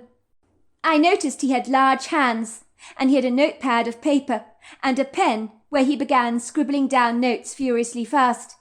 "Now, young man, your name is—" "My name is Scott. I'm 12 years old. This is my brother Rolf. He's 8. "I understand congratulations are in order for the both of you.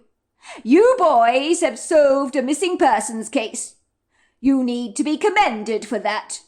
Could you tell me how you stumbled across the lady's body?"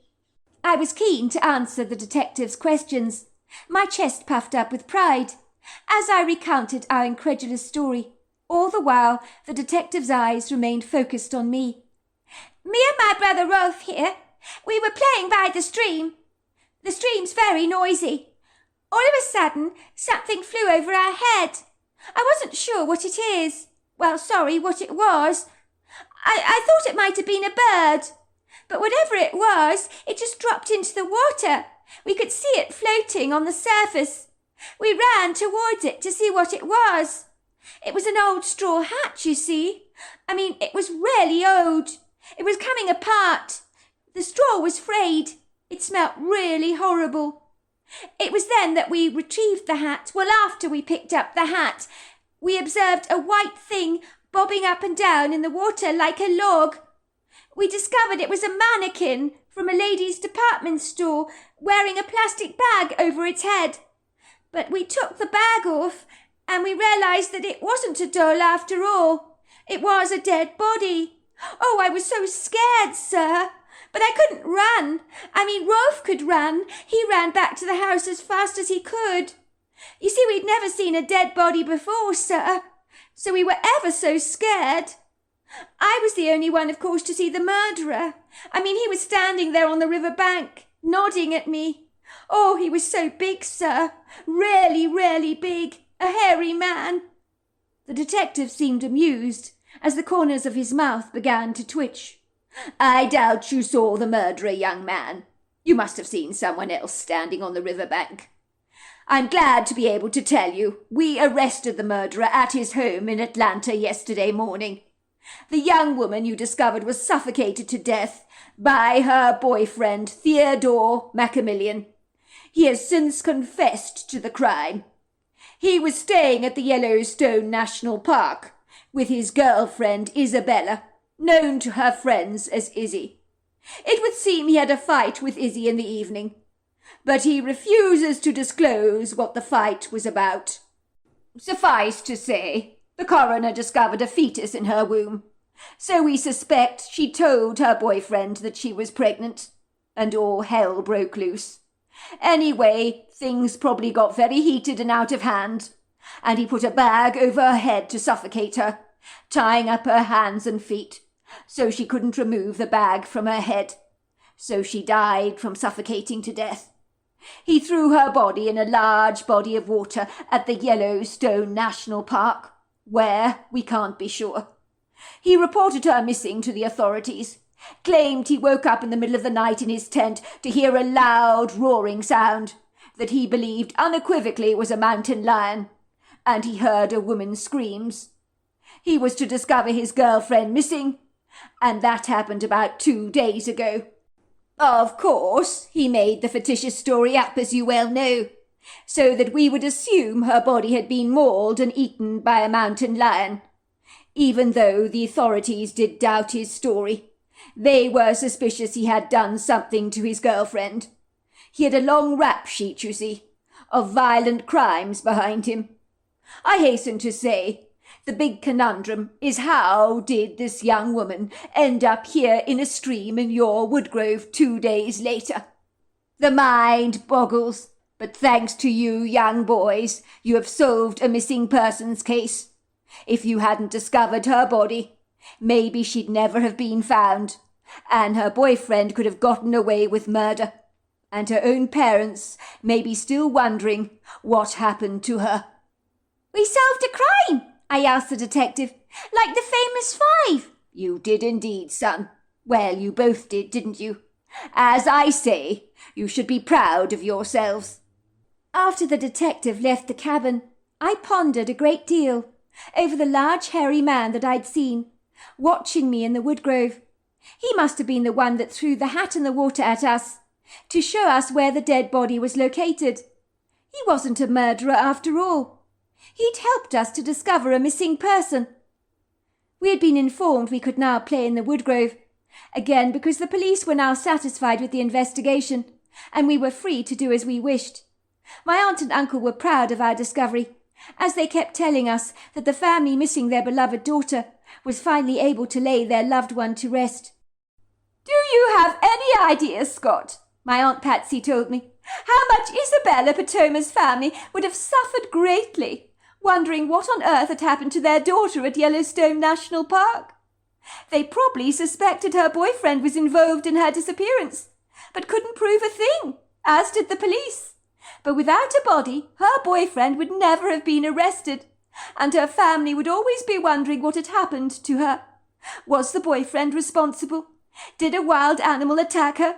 But thanks to the two of you, they now have all their answers. My only worry is that you two boys might feel rather upset about having seen a dead body. I mean, it's not going to give you nightmares, is it? That is my worry. Of course not, Aunt Patsy. I mean, she looked like a doll, didn't she? Why would I be afraid of a big doll? I see them all the time at the apartment store when my mother goes shopping for clothes. I mean, when I knew she was a dead body, it was scary, of course, because I've never seen a dead body before, but she wasn't actually scary, if you know what I mean. I think I know what you mean, said my aunt, nodding.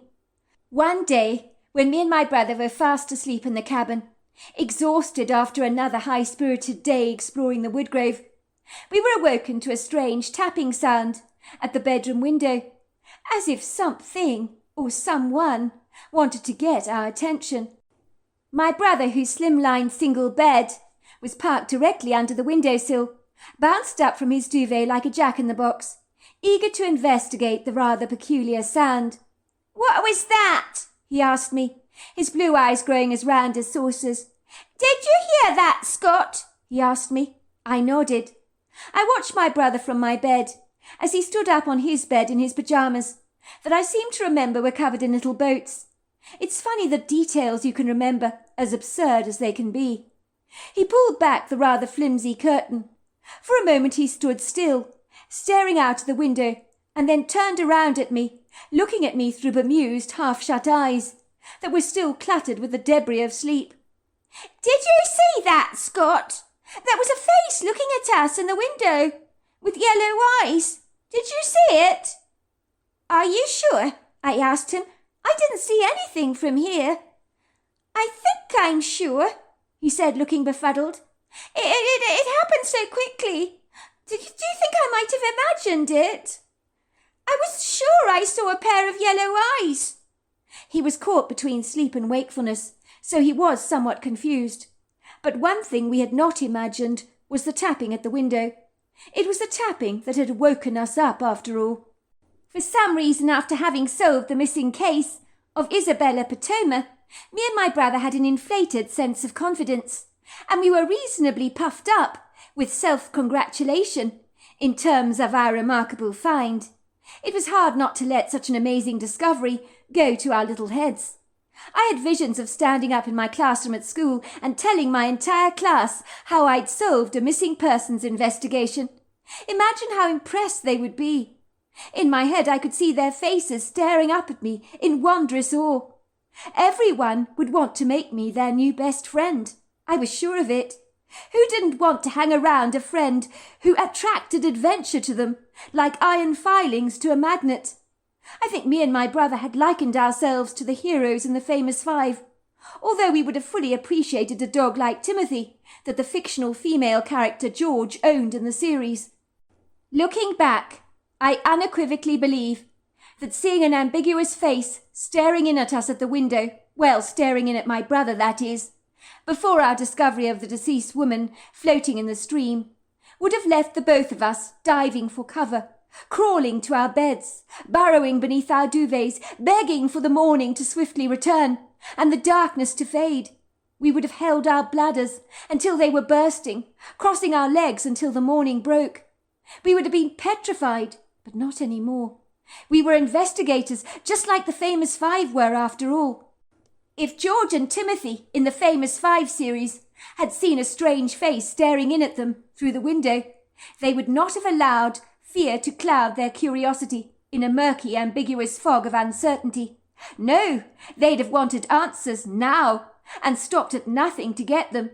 George would have been investigating that curious face at the window, and I told my brother as much. Me and my brother, much like the fictional character George in the famous five, would do the same as George would have done or at the very least try to find out who or what had been tapping at our window.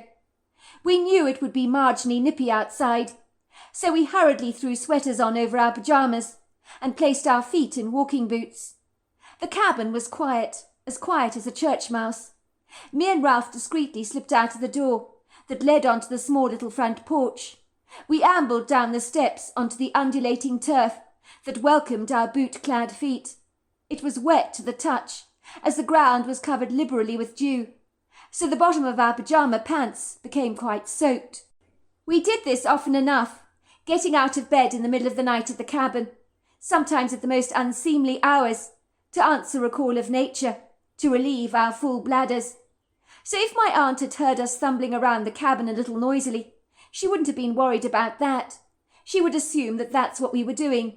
We were going to the outside porta-potty, so to speak. In the beginning, trips to the porta-potty at the dead of night had been a wee bit intimidating, to say the least, and both me and my brother had accompanied each other on these nightly visitations. I was fast becoming used to the dark. It was quite exhilarating staring up at the Milky Way, listening to the trills of the crickets and frogs. We both carried torches in our hands that Aunt Patsy had given us to use should we need to answer a call of nature. She was always saying it was extremely good for us to go out of the cabin in the middle of the night to use the outside facilities. It would make us soon realize that the darkness was not to be feared. My Aunt Patsy told us that she had grown up terrified of the dark. She believed such a crippling impediment could have been overcome if she'd faced her fears head-on. If I'd been forced to use a porta-potty outside our house, she told me, I'd have overcome my fears very fast. But growing up, my parents accommodated my fears, instead of helping me to face them. Now that me and my brother were outside of the cabin, we both flashed our torchlight over the undulating flowery turf that surrounded the cabin on every side. We were looking to see if we could see any sign of the creature with the yellow eyes, the face that my brother claimed to have seen staring at him through the window, but nothing was there. But we did see a large smudge on the bedroom window that had not been there before, which confirmed something or someone had indeed been pressing their face against the window. So maybe my brother had not imagined the face he'd seen after all. All of a sudden, me and my brother could hear what I can only describe as the sound you'd expect to hear in a monastery. It really sounded as if you could hear monks chanting. It was incredibly bizarre. "What is that strange noise?" asked my brother, his little eyes growing round. "I think it's coming from the woods. I'm scared. I think we should go back inside. I don't like the sound. It's giving me the creeps." I straightened up my back and puffed up my shoulders. "Do you think that George and the famous five would run and hide in her bedroom like a big baby, Rolf? And she was a girl, not even a boy. But you're acting like a girl, like a really big scaredy cat. I wonder what she would think of you. I bet she'd never allow you to become part of the famous five. I mean, you can only belong if you're brave." "But I am brave," said my brother, "and I'm not a scaredy cat." "Good, because we're going to do what the famous five would do. We're going to find out who is chanting in the woods. It's a mystery, right?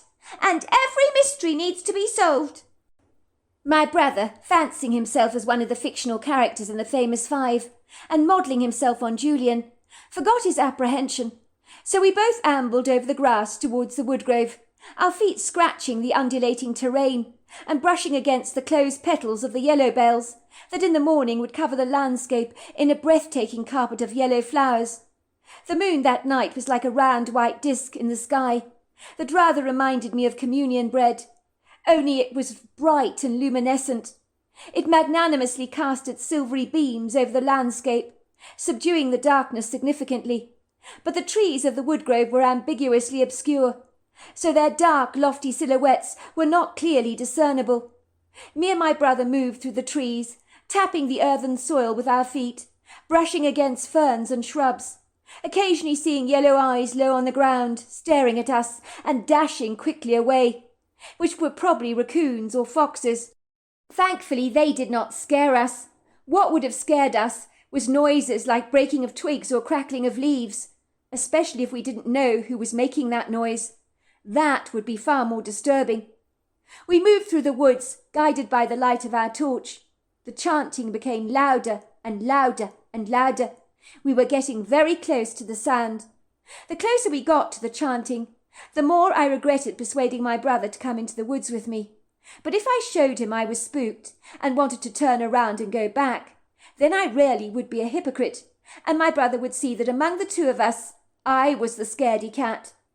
As the older brother, I had appearances to keep up, so I had to act as if I was fearless. I didn't want my little brother to glean for a second that I was becoming increasingly disquieted. That was when we saw them.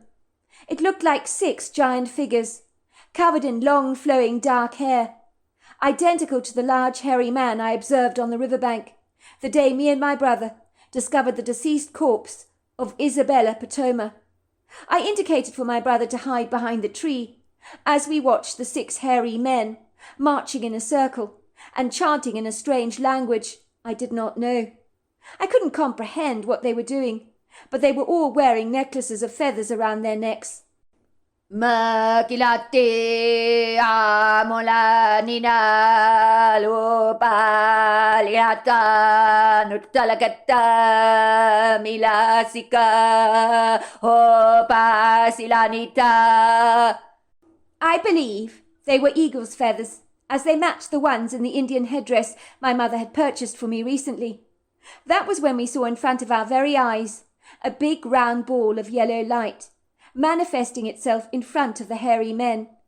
They kept chanting, and then 2 more balls of light appeared.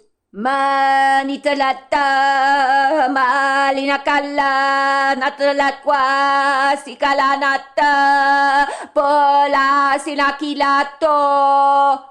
I know now they are referred to as light orbs. We watched as the balls of light became airborne and seemed to float up in the sky like bubbles until they were gone. And after that happened, the chanting suddenly stopped. For a moment, everything went deathly quiet. Even the trills of the crickets and frogs had stopped, as if they too perceived that the music needed to hold its breath for a brief moment. I hasten to say that even the soft wind that had been blowing against our faces seemed to subside, as if it also knew it was not welcome to rudely intrude on this moment. The biggest hairy man, who was easily 9 foot tall, took command of the small audience and spoke to them in a booming voice in a strange language that I'd never heard before, but his eloquent words almost vibrated through me. Matilati kasana tolabakisi holina sogalina tua sakanati bilata kasi hamutokalanitawa. What happened next is all the humongous figures turned around to look at the tree where me and my brother were hiding. So we were faced with over 6 pairs of blazing yellow eyes at about 7 foot off the ground, staring in our direction. There are no words to describe how terrified I became. Oh my God! They knew we were here! All the air in my breath was sucked out of me in an instant. As my chest tightened, my body became numb with fear. It was as if my whole body was encased in cement, and I couldn't move even if I tried. I knew I should run away. I knew that both of us should run away. But I was frozen to the spot, my hands clammy and wet. The hairs on the back of my neck were prickling me, and my brother was clutching me so tightly that his nails were digging into my skin. He was physically wobbling like a jelly. And that was when we heard the sound of heavy, ponderous feet, trespassing across the ground, moving directly towards the tree, where me and my brother were surreptitiously hiding. Our cover was clearly blown. My head was screaming, "Run, Scott, run, run!" But my body stubbornly refused to cooperate with my internal cries. I remained rooted to the ground like a tree. Then there he was, standing before me, lofty, tall, majestic. We looked up at him with terrified eyes. This powerful, hairy man was the most intimidating being I have ever beheld, with muscles on his arms that would make Arnold Schwarzenegger's biceps seem pathetically puny. The strapping man was just titanic in every imaginable way, but his face was so human as yours or mine. The hairy man's voice boomed as he spoke to us in a foreign language that I was about to tell him I did not understand. But then the most curious thing happened. The meaning of his words just floated into my mind like a leaf on the water, and I understood everything he was saying. Matila tikatola nisakwi kalasa fushonakasi. Lo manitalako. I'm very glad you came, my friends. We were expecting you to join our ceremony this evening. Pilati lakotapanasa hakotalinato. You will be glad to know she is now at peace. She was picked up by her previously deceased loved ones, but she wanted you to be here before she went away. Patilato ha nikalatona hasilatila kolami shakasi. I don't understand what you're talking about. Dolaki atamaki humpa silafo bolaki nato amatila sakwa. Don't you remember? Said the hairy man. Is your memory so scant? Remember I threw the hat in the water so that you could find her body. Yes, you mean Isabella Potoma. Dilanikata likato ha silafi himota sanakatwi. That is right. She was killed by her partner. Her soul was troubled. Milatina kona pa sinakwa hitilati kalafasina so galazinas. We helped her to cross over the other side. We called over a couple of her deceased family members to help with the transition. When someone has been killed, it is hard for them to leave the earth plane. Sometimes they need help. They aren't prepared to go, you see. Matilati aginaso natila silatila ko alina izanikwa. I'm glad to see you came here to see it all. She wanted to thank you for giving her family closure. She did not want to leave the earth plane, but we have encouraged her to go along on her way. In our closing ceremony, her time on the earth plane has closed its curtain for her. She has moved on to the next part of her adventure. As he said this, the 5 other hairy creatures surrounded us and nodded at us, as if they were affirming what the large man was telling us. Mitalika, ho manasina, holinakina tola misa, shinatila fakanakwi. Now you must forgive me. We need to get going. And with that, the hairy men just glided away, leaving me and my brother staring at each other in wondrous awe. See, I said, aren't you glad we came into the woods? We solved the mystery of the strange chanting. We now know who was making that noise, and more to the point, we know why. They were helping that dead lady to cross over to the other side. It was only later in life I was to learn that the idiosyncratic creatures me and my brother encountered were indeed Bigfoot. We had never known what they were before, so we had an answer to our curious conundrum. When my parents came back from Africa, my resentment dissipated because me and my brother had enjoyed an adventure that we would never forget, and one we were so glad to have enjoyed. My aunt and uncle still own the cabin in the woods. They're significantly older now, and have got used to all the things Mr. Bellingham warned them about, that they would experience the strange chanting sounds from the woods, whistling, the feeling of being watched. And Aunt Patsy has often seen the strange face at the window with the yellow eyes. Me and my brother have a vague idea what she might be seeing. So there you are. That's my story. Well, hello there. I hope you enjoyed the Omnibus edition. We've got many more coming our way for you to listen to. Sending you love wherever you are in the world, in North America, Canada, Kenya, wherever you may be. I send you lots and lots of love. thank you for listening to my omnibus, and I really do hope you enjoyed it, because that's the whole idea about it, is to give you some interesting stories to listen to. So until next time, goodbye and good night.